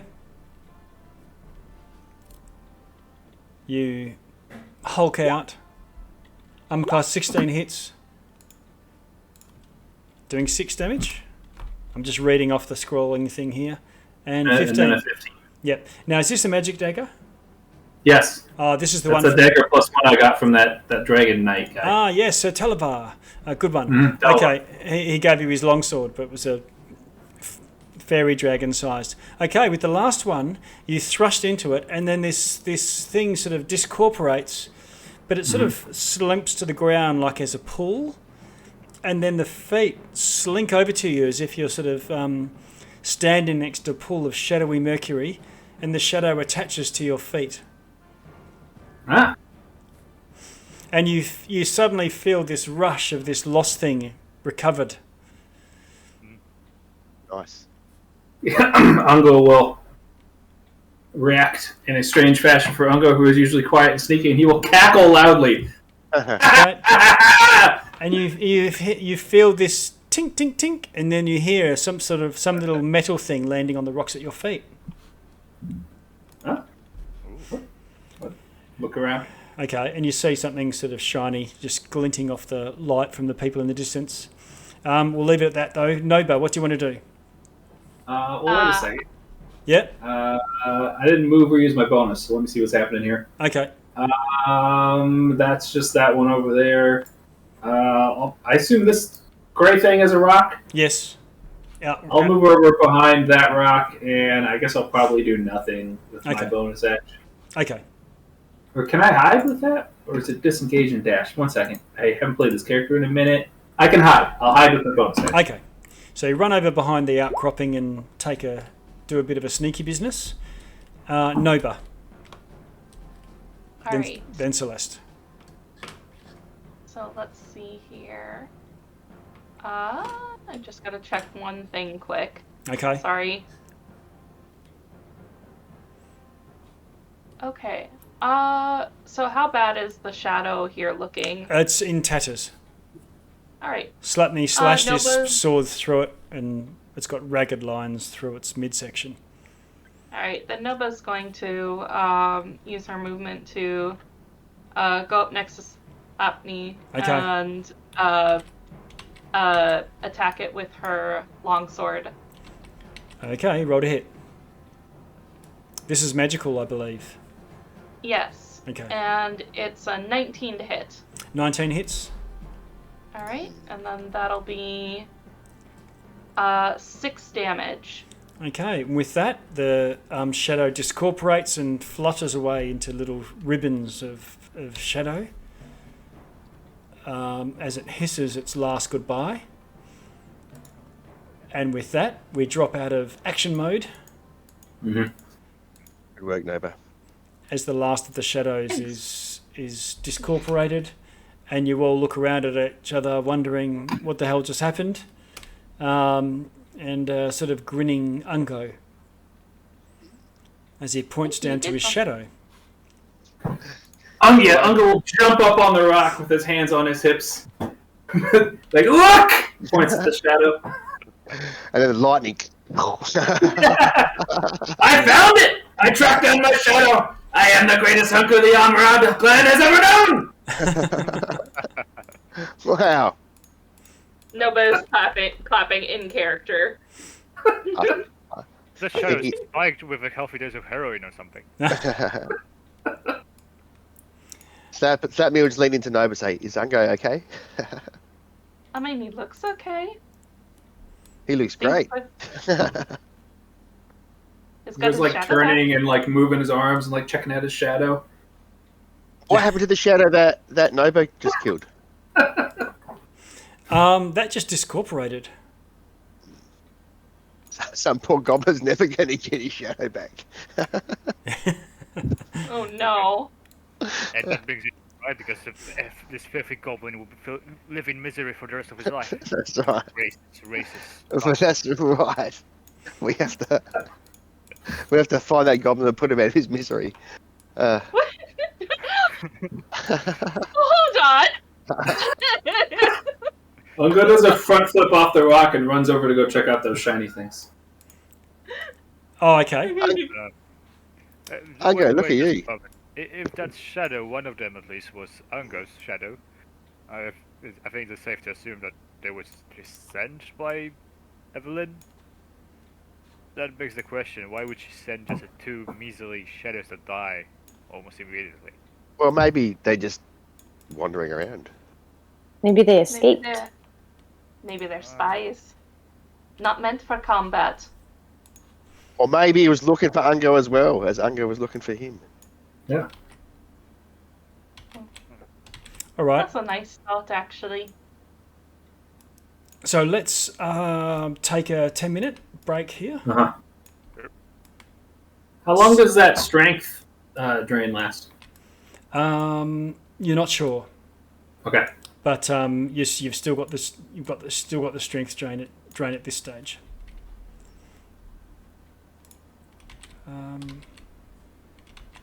Right.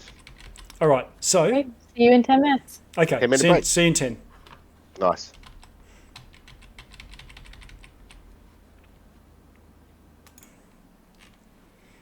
And we are back live. And oh my God, there's so many of you. All right. So you've just defeated two shadows that were lurking off to the side of the ravine as you've been moving along. Ungo, you've got your shadow back, your lost thing. Noba, you can sense with Ungo saying, whatever it is, I've found my shadow, da da da. You can sense that there's something that you have lost somewhere nearby, somewhere in this region. You don't get a direction from it, but you know it's nearby. Ungo, I see you moving back to where you defeated yourself. You said there was something shiny, metallic thing on the ground. Oh, or yeah, something? yeah. I have to go. It's a bit tricky over there. Do you want to do a bit of an investigation for me? Yep.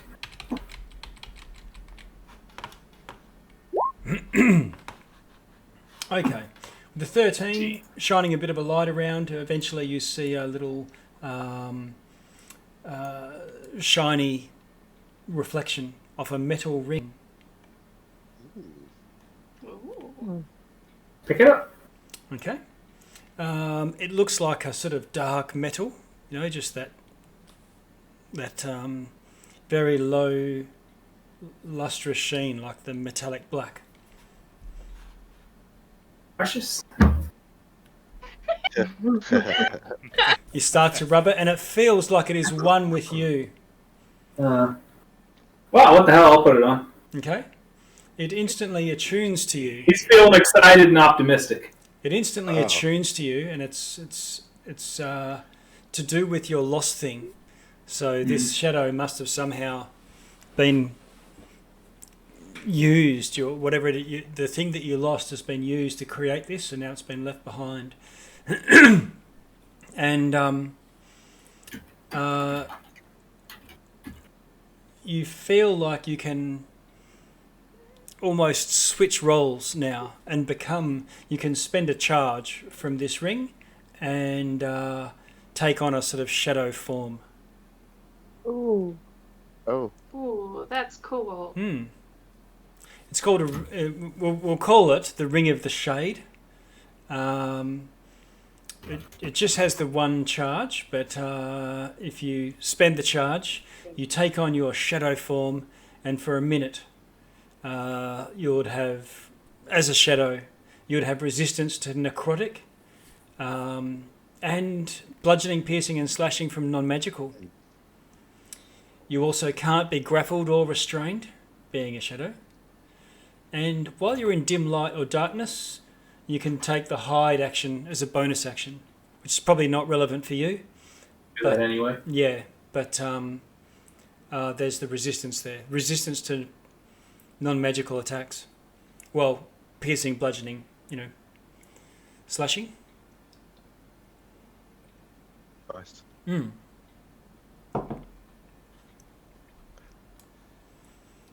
I'll paste it into the chat. Yeah, you have that written down somewhere. Yeah, I'll paste it into the chat. The base item here that I'm just cutting and pasting. Oh, hang on. I'll try again.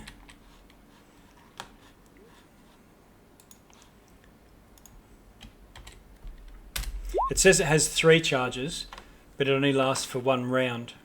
What I've done is modify it slightly to say it's only got 1 charge, but it lasts for a minute.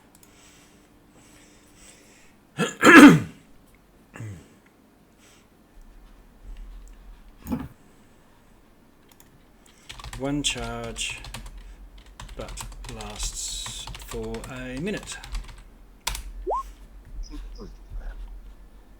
Okay. It should recharge at night time. Yeah, Yeah, right. at sunset. Unfortunately, the sun doesn't set here, but Oh yes, it never recharges. all right. So you gather yourselves, come together. Yeah. Let's keep moving and. Oh, well, Snober, are you okay? You look distracted.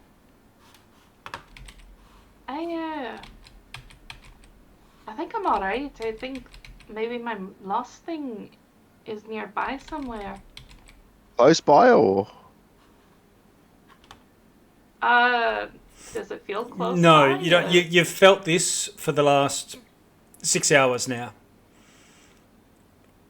No. So you're feeling like it's uh, getting closer, but not Alright. not like you're right on top of it, like the Ungo's sort of revelation just recently. Okay. Well, let's push on then, hey, and see what we can find for you. Okay. You press on. Let me see. I'm just going to grab everybody's token, the whole posse.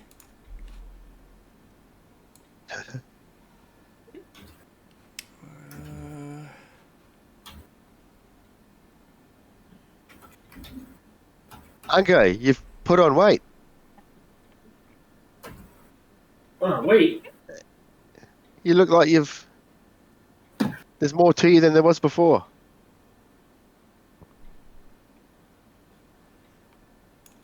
We're like, check this out.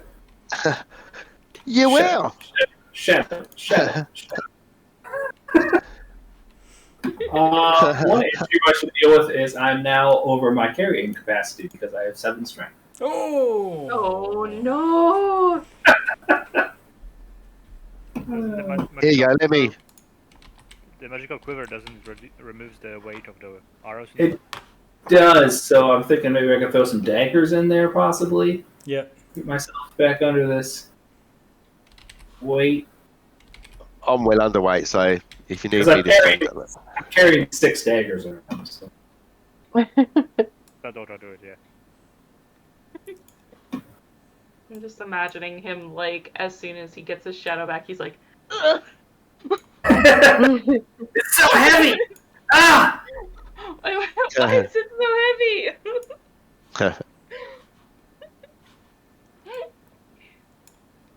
You need any help there, Ungo? No, I'm fine. I put some daggers in the quiver and I'm good to go. Okay. All right.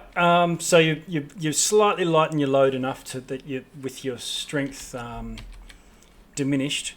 You can feel it slowly coming back, so you get an idea that it won't be days. Like an hour or something. Yeah. Yeah, more like in a matter of hours. Okay, so you travel along, continue on, and you can hear some sort of clattering and rattling as you're going along the bottom of a ravine. It's a bit wider at this point. There's some scraggly, stunted bushes. Looks like most of them have been hit by lightning at some stage. And you can see a wagon in the distance, and it's trundling along towards you. There's no horses. There's no horses pulling it. And there's no one on it? There is a sort of cloaked figure with a hood pulled over, sort of holding its hands as if there were reins, but just trundling along.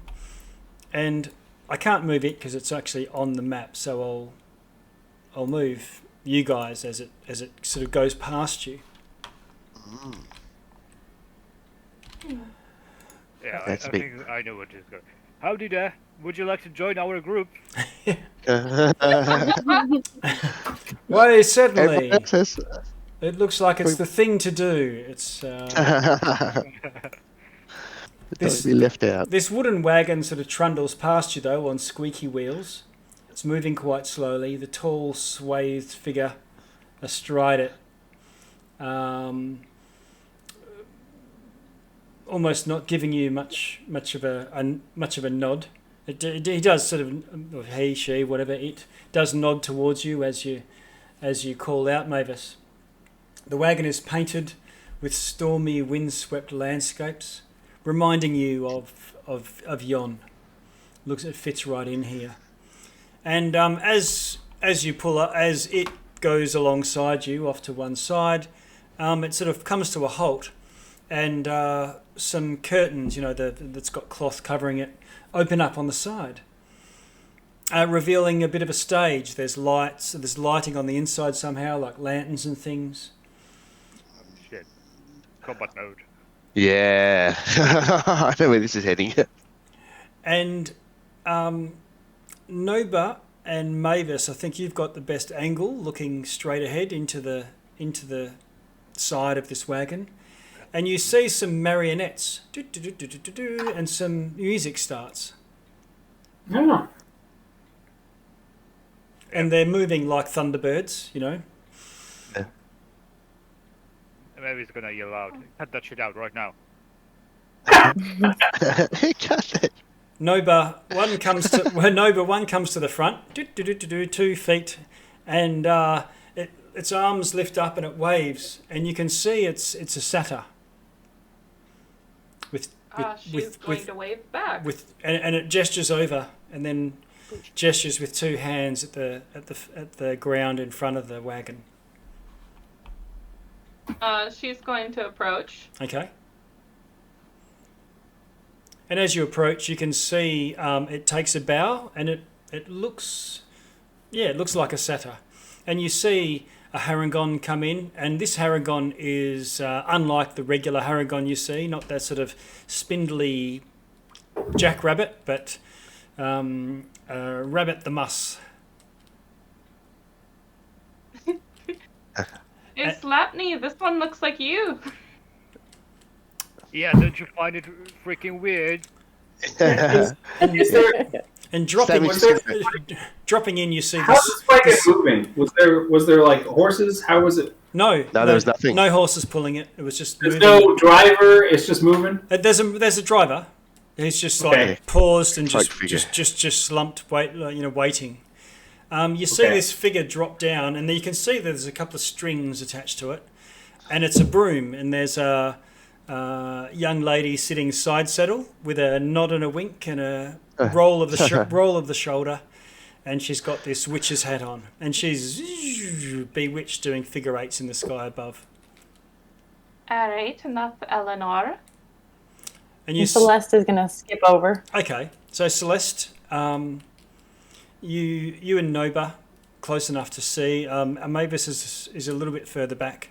Slapney, you're off to one side. It's a little bit hard to see where you are from there. The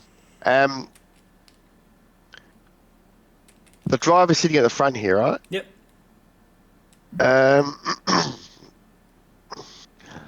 Slapney's just going to wander over to here. Okay.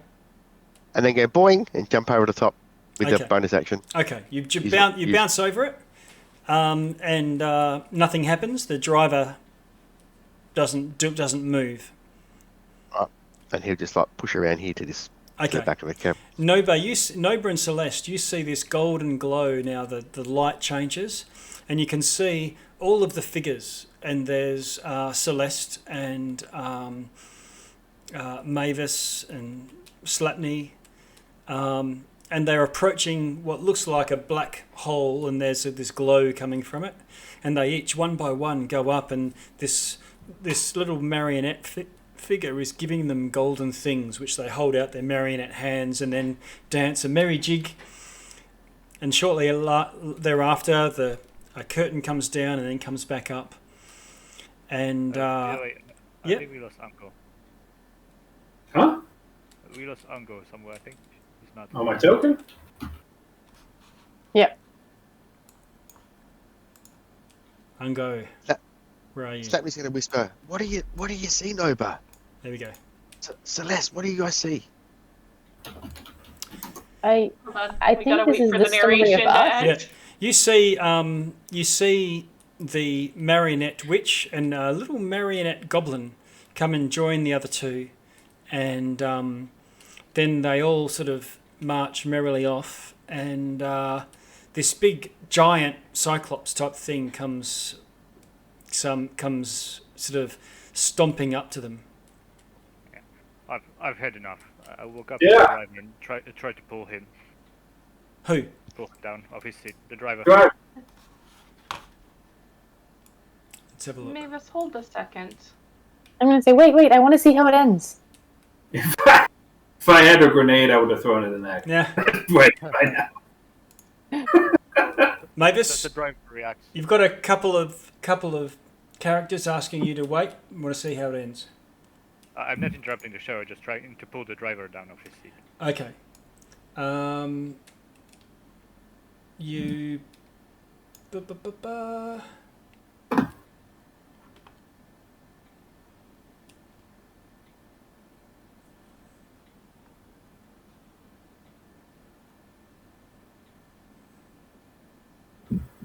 Okay, as you go and grab him, the robes just collapse into a pile of robes. There's nothing on the inside. Great. I still want to see the end of this play. Yeah? Maybe it tells us how we win. Back up. Okay. This things of the Evelyn's magic. At this point, they're all dancing around in circles with these little marionette Korreds joining them. And at some point, about a minute ago, you were joined by Gleam and Amador, and this little yellow dot just buzzing around, probably on the end of a stick, coming from somewhere higher up in the roof of the puppet show wagon. About 10 seconds later, after the procession, you see this line of 8 goblins go past as they go across a bridge. Then there's some sort of battle, and everyone gets their swords out and like a marionette sword fight. And finally, everyone sort of gathers around as this little wagon pulls up, and then they all come and sit cross-legged with their hands on their laps and watch the show. And with that, all the marionettes get up and put one hand behind their back, one hand across their belly, and do a bow.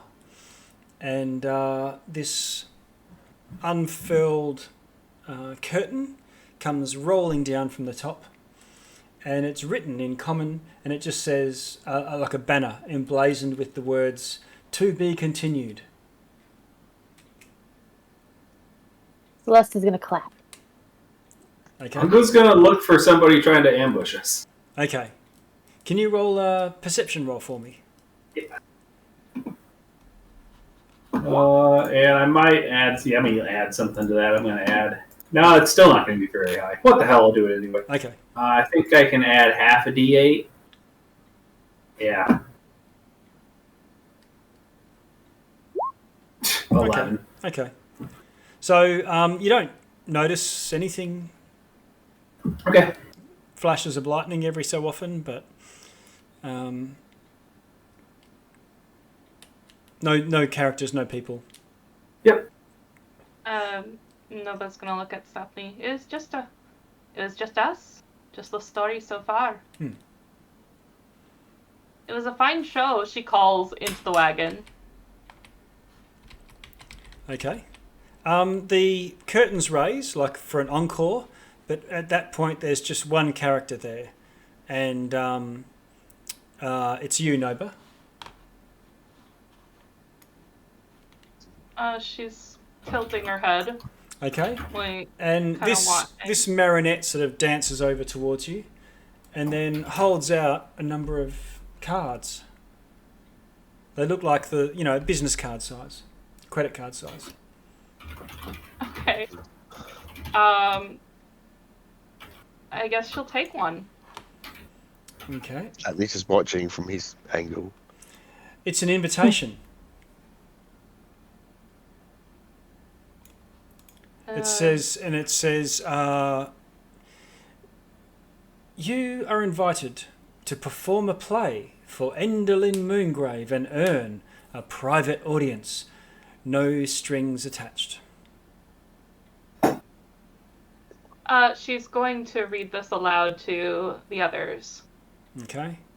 And it seems as if there's enough tickets there for each character in the party, Okay. not counting the Korred, not counting Amador either. Amador or Gleam.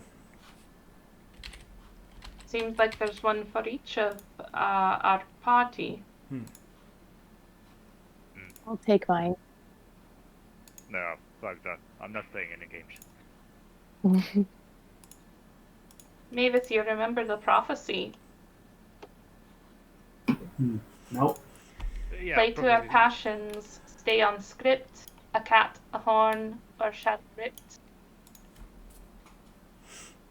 Yeah. Seems like if we were to go and put on this performance, we might have a chance of playing to her passions in some way. I agree. Yeah, I don't think people who are paranoid about their demise are gonna go create an environment in which they would get killed. If anything, it would be exact opposite. Well, I don't trust this at all. can't hold on to him. Hold on to it all you want. I'm not touching that. Okay. So does someone want to hold Mavis's ticket? Just take all the tickets. I guess Noba will hold on to Mavis's ticket Yeah. for him, and anyone else who doesn't take a ticket. Clapperclaw will take his and stuff it inside his belly. I got your likeness pretty well, Clapper. Yeah. Ungo's gonna peek out over the rock he's hiding behind. He's like, "Are there any big women in the cart?" Not that I could see. No. Okay. Uncle, do you want your ticket? No. All right, I'll keep it safe for you. What about you, Slapney? I'll get mine in a moment off your neighbour. Okay. All right, Nova just hands it over. I'll just wait for the card to go. Just want to see what this card does first. Yeah, okay. Please stop there. Could you do me a favor? You want me to tip this thing over? Yeah. You I've been waiting. All right. I think y'all.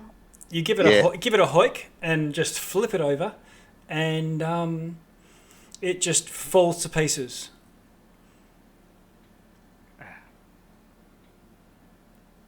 It That looks may be like so. looks like the inside is pretty much empty. You know, there's shards of wood and cloth.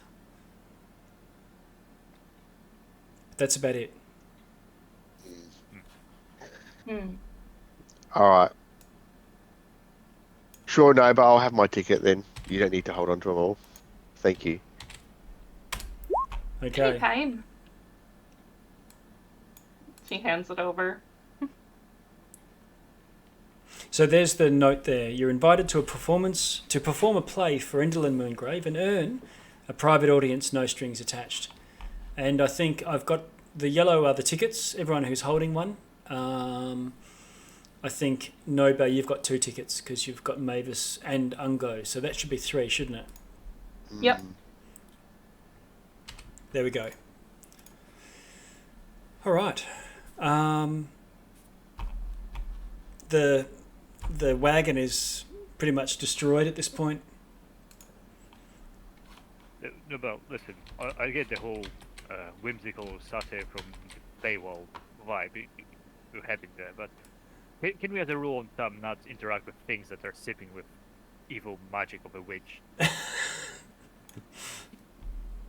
Well, here's the way I see it, Mavis. Endelyn has so far, out of all of the other witches, adhered most thoroughly to the laws of reciprocity, hospitality, and such. So long as we we're are... listening to a different story, because from what I can tell, she imprisoned people. Aye, but she didn't harm them. Makes them perform for her, and I once think she she- can't, she yeah. punishes them. Don't think she's a good person. We've got to be careful of her, don't we? No. Oh, yeah, we've got to be careful, but... I mean... And she's going to look over to the smashed cart. I mean, does that make you feel better? Like you're more in control? Yeah. Yep. Like It did make me feel better for a moment, I have to admit, yeah. and Just for a moment. And do you feel more in control of the situation overall? No, but ever since I sat in that chair and I got that intimidation proficiency from that archmage, I just get angry sometimes. My point is, sometimes you got to play a situation smart, not like just be, how do I put it? You can't always just go into a situation and sword swing, and sometimes you got to play by the rules, even if they aren't fair. I think it's a good idea that we do a play for Endelyn. Because it sounds like fun more than anything, but... I mean, use it as an excuse to get in there. Yeah, that's it. Exactly, Mavis. Yeah, and what? Yeah, we've got a clue about what the play would have to be. So, I don't know. We'll just. I call it the witch's demise. The witch's demise. demise. Once in a lifetime story of how a group of adventurers with their army at their heel wrecked her shit up. Sounds fantastic. And Celeste is going to say, oh, and pull out the finger puppet family that she has, that she got, I can't remember where, and be like, we're so prepared. Finger puppet family. Oh my god, Ungo has a finger puppet too. Nice. He's got a wizard finger puppet. Kabatas? Chamber? I think so. Yes. Nice. All right. As you're having these deep conversations about what to do with Endelyn when you meet her, you finally find your way to a cave entrance. And surrounding the cave entrance, you see there's outcroppings of rocks all around it. And peering from around them looks like there's Korred. Oddly. Are these friends of yours? Say to the Korred that are with us.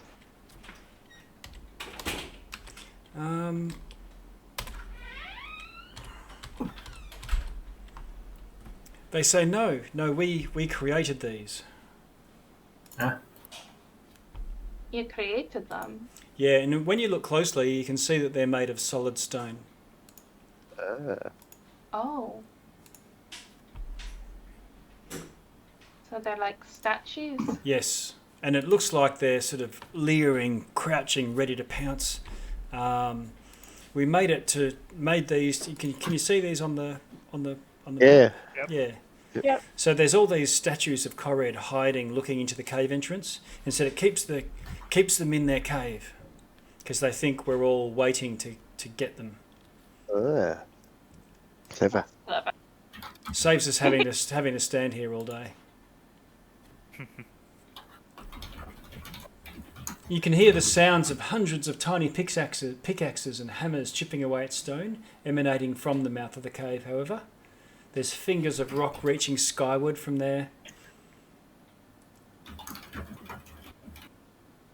So, we go in there, do we? Slapney was out of the corridor. Yes, that would be the Brigganocks cave entrance. Is this the only Okay. entrance? The only one that we know. They delve deep. How big is a Brigganocks? Oh, about yay high, and it shows you about 6 inches. 6 inches. Yes. Tiny! Well, They're so little. Wow. This is the opposite of what we're looking for the Cyclops. That's not going to work at all. Noba, you've got your torch out, Yep. and you're at the cave entrance, and you can see it sort of delving deeper in. Has it been 2 hours? Am I still in my starry form? Yes. Yeah, it's only been. It's close to 2 hours, but you're still in your starry form if you choose. Okay. Noba, Well, no. Slapney, you're right there. Yep, no, but if you want to go in, I'll be right behind you. Single file. Appreciate it. I appreciate the backup. And she's gonna head in. Okay. You guys coming? I'm coming, but I'm going to stay a little further back so that we still have some light near the back. Okay. Because it's so tight in there, let's have a whole posse. A couple of Korred will go with you, but a lot of the others will, let's say, guard the entrance rather than make this huge crush. In other words, the people aren't here. Yeah. What about you, Ungo? I don't know. I was just trying to decide what to do. Like, could either go all the way in front or all the way in back.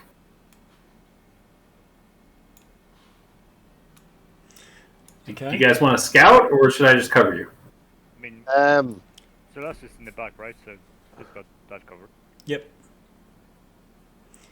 Noba, you I go. don't think... Noba, you go around the first bend, and all the tapping So I'll go all the way in the stops. Yeah, Ungo, go behind me. Out of the light, with my hood up, Okay. to impose disadvantage on passive perception checks. Thanks. Okay. So Mavis, if you want to go ahead of me. Yep. And then is Elkhorn or Selena or anybody else coming in?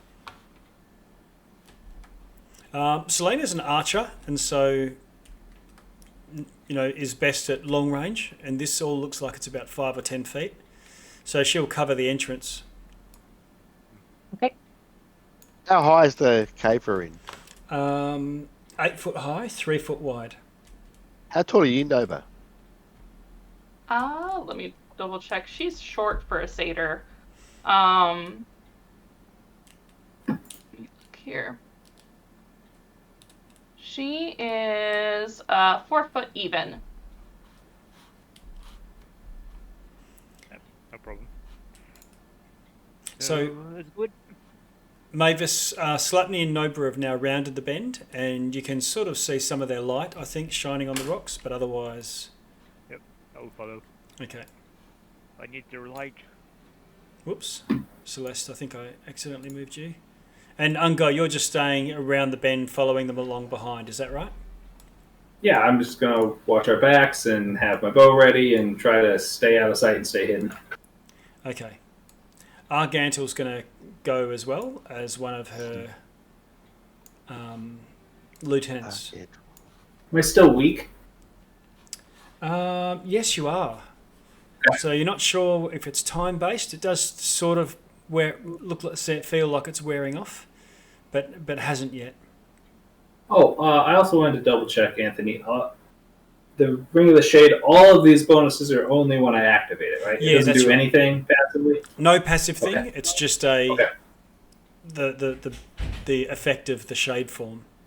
Okay.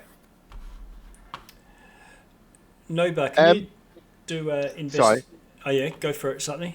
I was just going to say, does anyone have a spear by any chance? Any of the Korred have a spear? I just thought it'd be good to maybe be a hit from behind you, Nova, in this closed environment, but that's okay. We'll work it out. No, that's all right. Keep going. Alright. Investigation, sorry. Yep. Okay. Investigation. That is a 12. Okay. You can smell something you recognise. It's like a horse or pony smell. Is there a stable nearby? You haven't seen anything. She's going to... I think that's you, just Nova. I keep think that's you, going. Nova. She like lifts up her arm like I don't think so. I had a bath last week. Last week. I'm kidding. Let's. It's been a month. More or less. She grins. Okay, Alright. so there's about 8 characters outside, and the rest are sort of following along.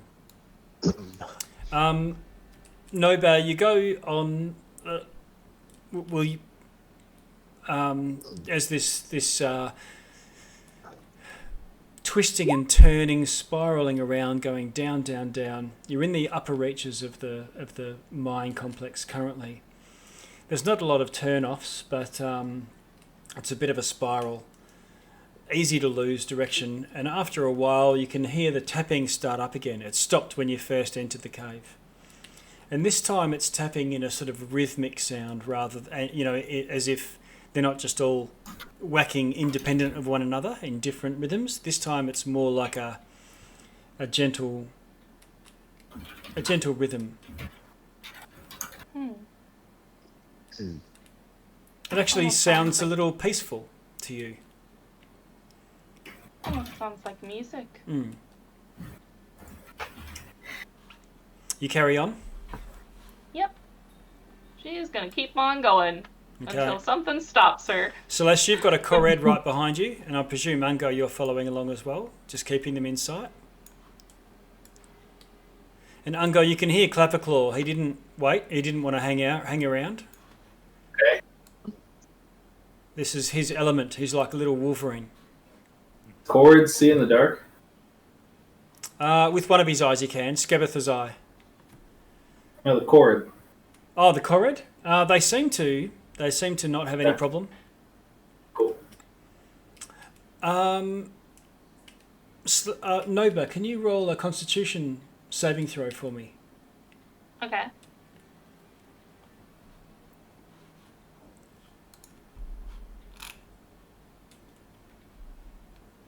That is a 17. Okay. And what about you, Slutney? Con save? Yeah.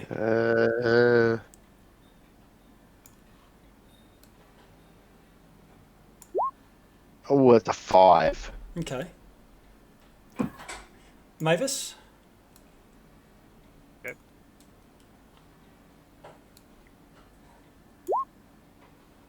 Four. Okay. I'll stay there, Slutney, for now. Oops. Sorry. That's all right. He was just there. Yeah. Okay. No, but I don't remember what you rolled, but I think do you get a +1 from that stone? Luckstone. saving throws? Oh, Yeah. yep.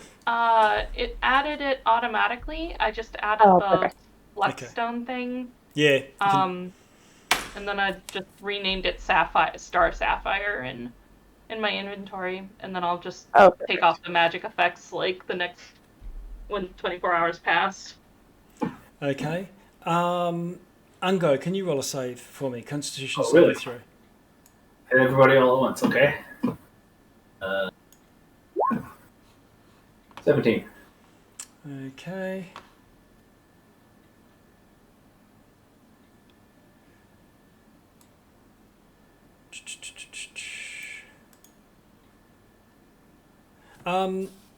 Celeste, your race, what is that? Elf. Okay. So you round the bend, Celeste. Yes. Hang on, let me In see. front of Ungo, though.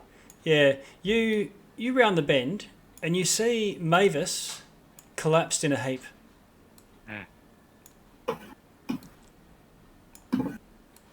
What do you want to do? I'm you going to can- go over and kind of You can poke at him and be like, hey. poke at him. He sort of moves. He's breathing, but he's still collapsed. I'm going to poke around and see if the other two are still standing. Okay, you can hear this hammering and banging and stuff, and you can see Slapney and Noba are both lying face down, spread eagle, and there's these little pig face guys, and they're hammering pitons in to the ground with ropes like Gulliver, tying Noba and Slapney to the floor. Wow. And they look around at you, and they look extremely surprised to see someone conscious.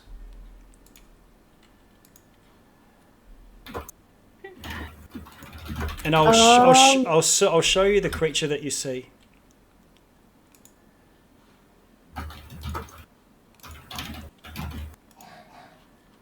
There's 8 of them. They've got little picks. Oh my gosh. Wow. And they look at you and they say, ah! And you can see that they've lined up wheelbarrows. And they've just a few of them are hauling Noba into a wheelbarrow. She's got laying on her back, and her knees are hanging over the front of the wheelbarrow. Her feet are sort of dangling along the ground, and her arms are crossed, and she's sort of quite tightly trussed. And they go, huh? You're awake. And I go, I am. And I'm going to try to run away, Okay. trying to kick Mavis on the way to see if I can wake him up. Okay. You kick Mavis. You vault over him. You're sprinting down the thing. Remember, it's only an 8-foot high ceiling, so as you run, you're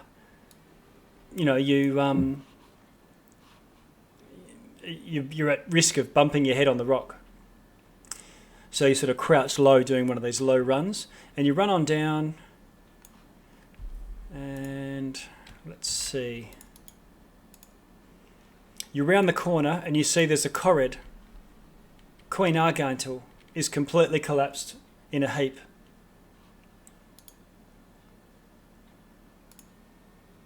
I'm going to keep going. Is Ungo asleep? Yeah, you spin around the corner and Ungo is fast asleep, snoring away. I failed with the 17, damn. Okay, as I run past Ungo, I'm going to try to scoop him up because he's small.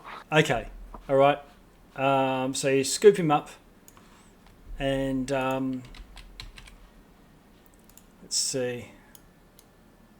Just getting perspective here. What's your strength? Can you pick him up? Ooh. My strength is +1, so 12. Okay. I weigh about 150 pounds with all my equipment. Yeah. Okay. Let's say you might not be able to carry him and go running, but you might be encumbered, but you can sort of drag him or whatnot. And over another Korred. Yeah. Sorry, Celeste, go for it. My goal is to get him out and go with the others and make a rescue plan. Okay. And poor little Clapperclaw, you go past and he's got those huge teeth, those huge fake teeth, and he's...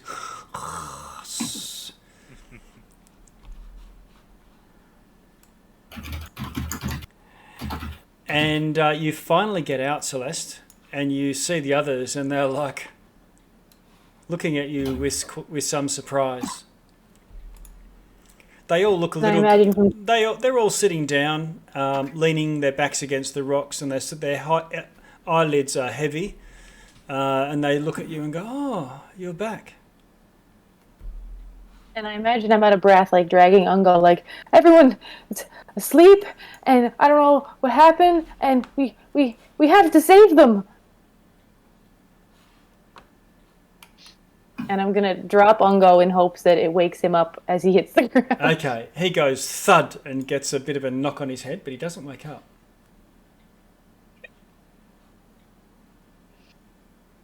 Say, cover your ears, don't listen. Okay. They cover their ears and stand up, and they're at alert. You know, you've done enough to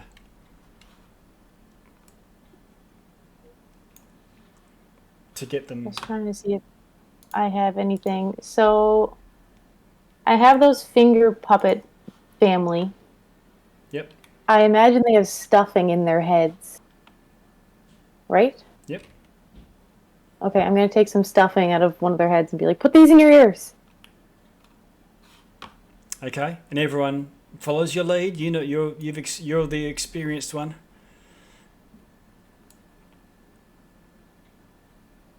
And then I think maybe we should... Oh, no. Well, somebody should stay with Ungo.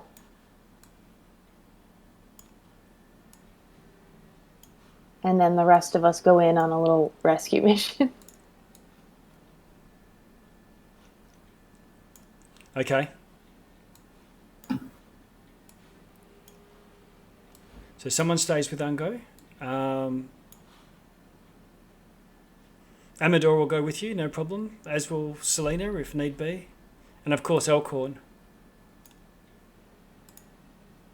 And I'm going to make sure they all have either stuffing in their ears or stuffed grass in their ears or... Okay. If you want to move yourself, I'll just move them to follow you.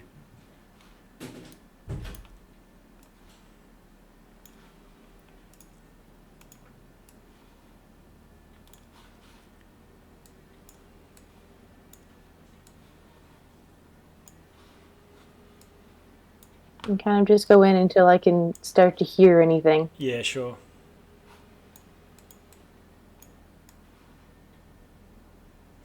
You can hear work sort of start up again.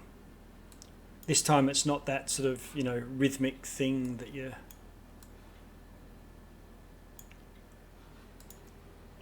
Did any of the Korreds come in? Yes, so let's assume one round out the party of 5. I probably should have asked them if they knew what was going on before having them plug their ears, but we'll see how this goes. Okay. I'll just keep moving. All right. So I'm just going to fast track it here. And I'll remove some dynamic lighting just to make it a bit easier. And I'm going to make sure to look back at the other guys and kind of like, shh, like, symbolize that, be quiet. Okay. All right.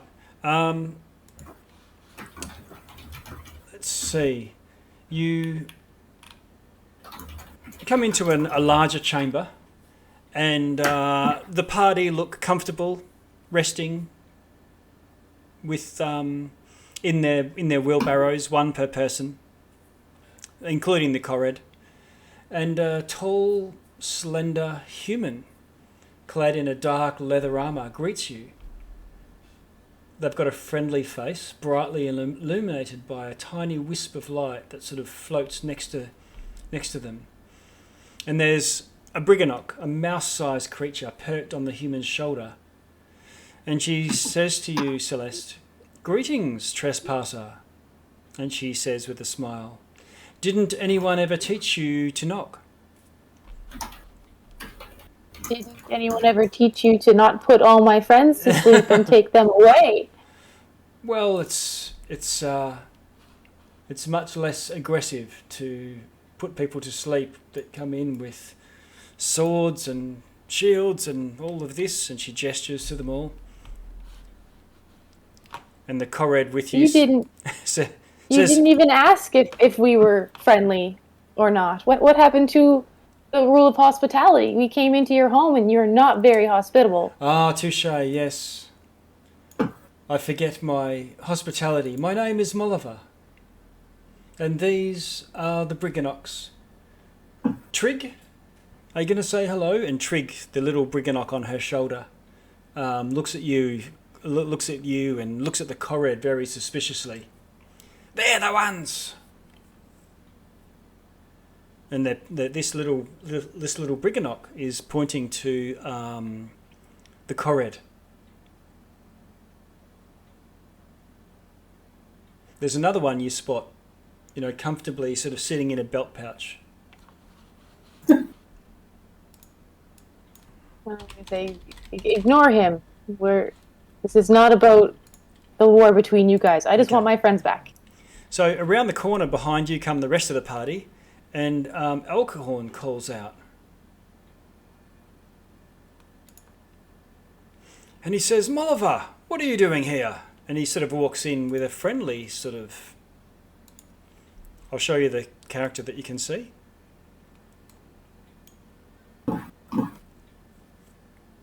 And he says, "This is one of Vala's call, our party." Just turning to you, Celeste. You know her? "Yes." And Molliver's smile widens as she goes up and does the warrior handshake to Elkhorn. She says, "You didn't mention your name."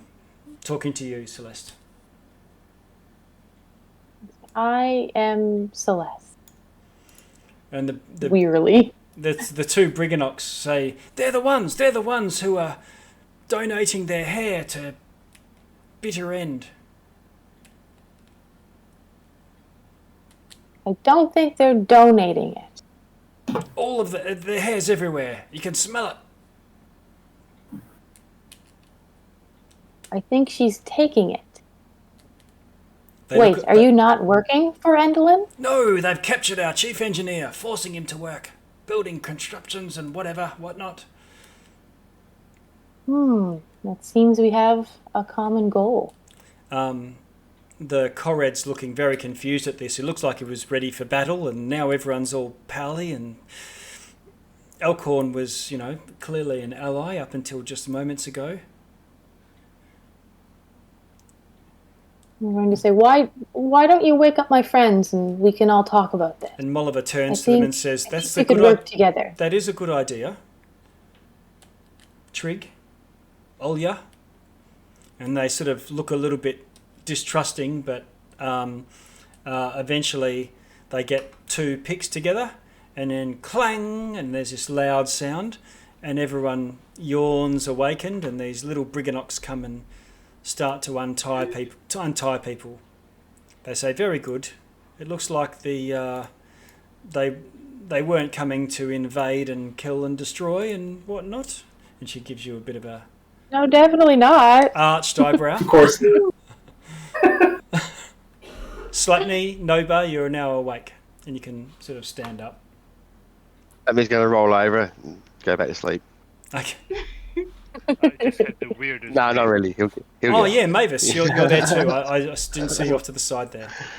I just had the weirdest dream. I was cooking and someone was asking me to roll dice while other people were asking if I'm proficient in cooking. Sounds like a weird game. Queen Argantul wakes up at 2, and she goes to her weapon as if she's about to leap to attack. Put that I'm going to down. reach my hand out and say, no, we're friends. Okay. We're friends now. Celeste, can you do a persuasion check for me?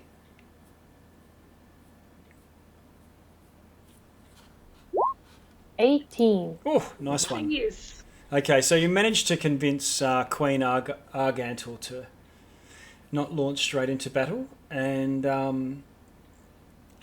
talking through with Molliver, the leader of the Brigganocks comes forward, and Molliver sort of introduces you, and they say, Creeping Lynn kidnapped our chief architect Golmo. He now toils within Motherhorn designing contraptions. I see where this is going. Okay, do you want to join our army to go and Do you have any giant ladies to join the Yes, army also as well? cut the chase. Do you have any giant ladies as well? I see you only have an 8-foot ceiling, but Yeah. there might be a giant lady in here somewhere. They say this we cannot ally with these Korred. Ally with us instead. They provide their hair to build her contraptions. No, you see, so the way she stole your chief engineer, she's stealing the hair from them. So she's stealing from both of you, so she's your enemy, right? So... Can you roll a persuasion for me, Mavis? This time with advantage, because you've got truth on your side. Ooh, decent. How'd you go? 26. 26. Okay. Wow. So you broker a deal with these and the Korred and the Brigganocks finally reconcile their differences, realizing that they've both been misled by Endelyn, or thinking that the other has fallen in with Endelyn, and that the tyranny of distance has caused them to just see each other as a threat.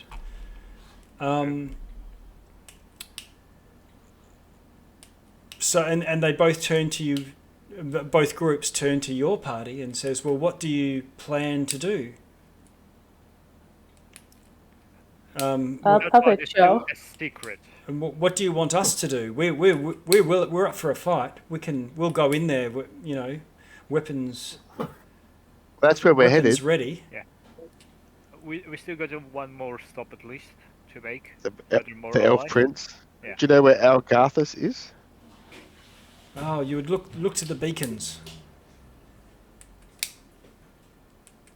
Well, that's what we want to do, and then we want to head and see this nasty hag. Okay, well, these two groups offer to the Korred they've got very good hearing, and they give you this whistle that they use, and it's something that's pretty much silent, but they will all hear.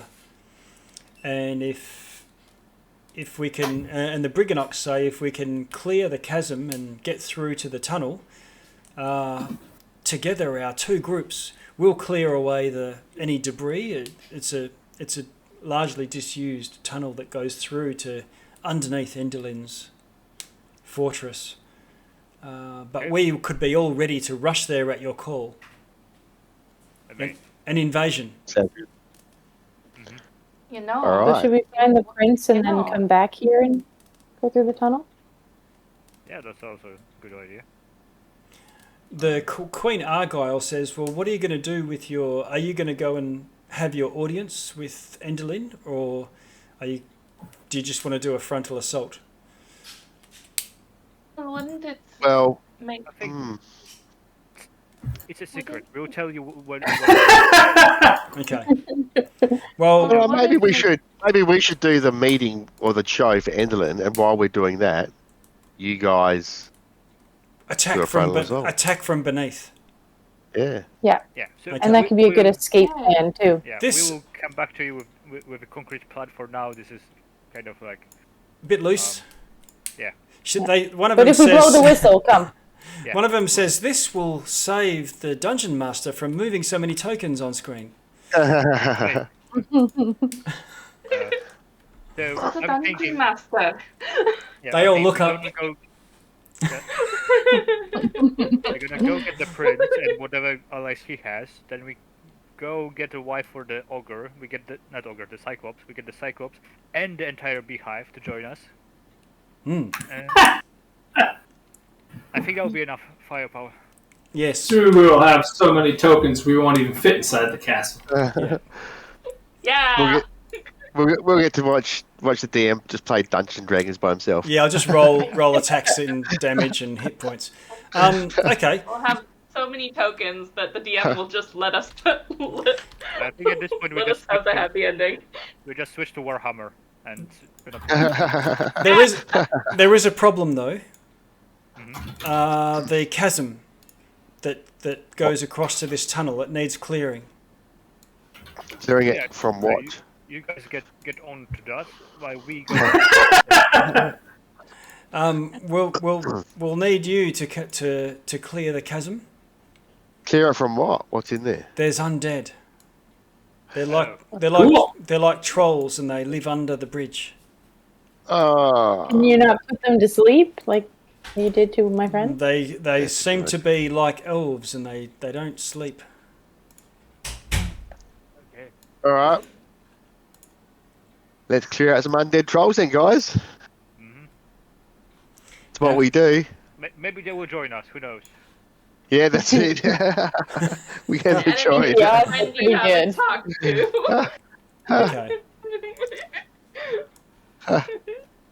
So the Brigganocks and the Korred are going to go and continue their treaty that they're forming. Some of the Brigganocks will escort you to this chasm. So basically going as far as possible. I think that's everyone here now all gathered together.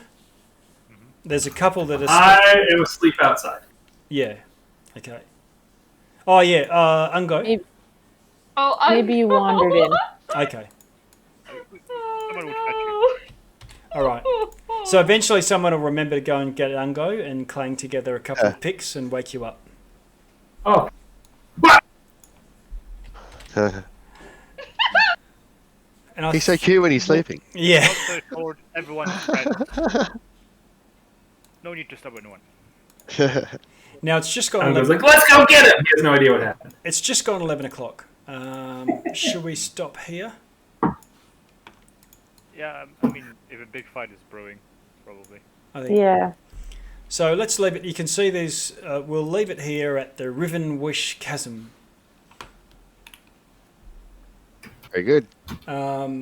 The Brigganocks show you the secret route, and beyond goes to Motherhorn and our elder on the other side.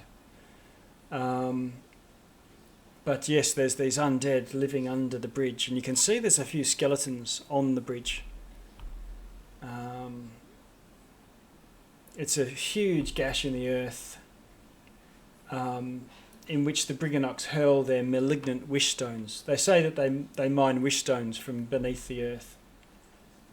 Every time someone in the mortal realms makes a wish, one of these stones is created.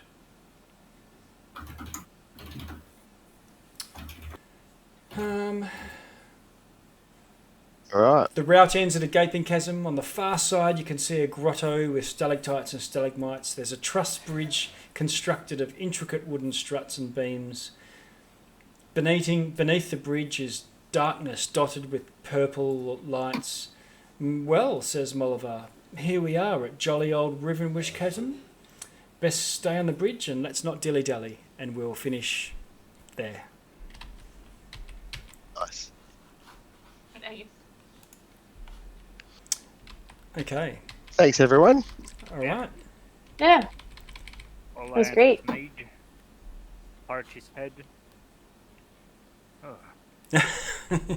Everyone failed. I was surprised. The only and Celeste would have you failed the roll, but I'd forgotten that you're an elf and immune to sleep, or Yeah. immune to this sleep effect.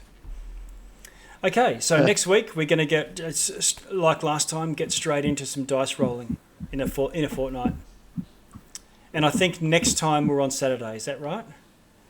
I believe Yeah, that's Yeah. yeah. Yeah, I'll have to miss that next one. That's my last Saturday night game. So, Oh, is it? Okay. Well, that will be the 17th. Yeah. That's right, I yep. think so. Yeah. Okay. All right. Let's close out here, and thanks everyone. Yep, Cool. thank Thanks, you. everyone. Bye. Cheers.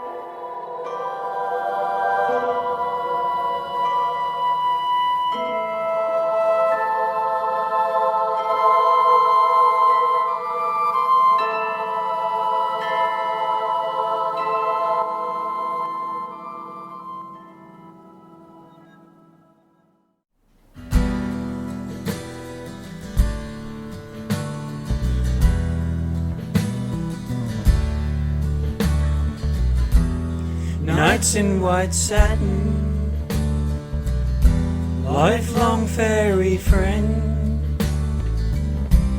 Seek outside Vilna, a queen to defend.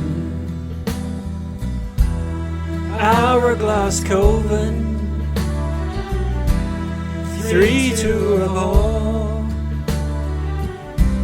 You will lead allies, answer valor's call. Look above you, yes, above you.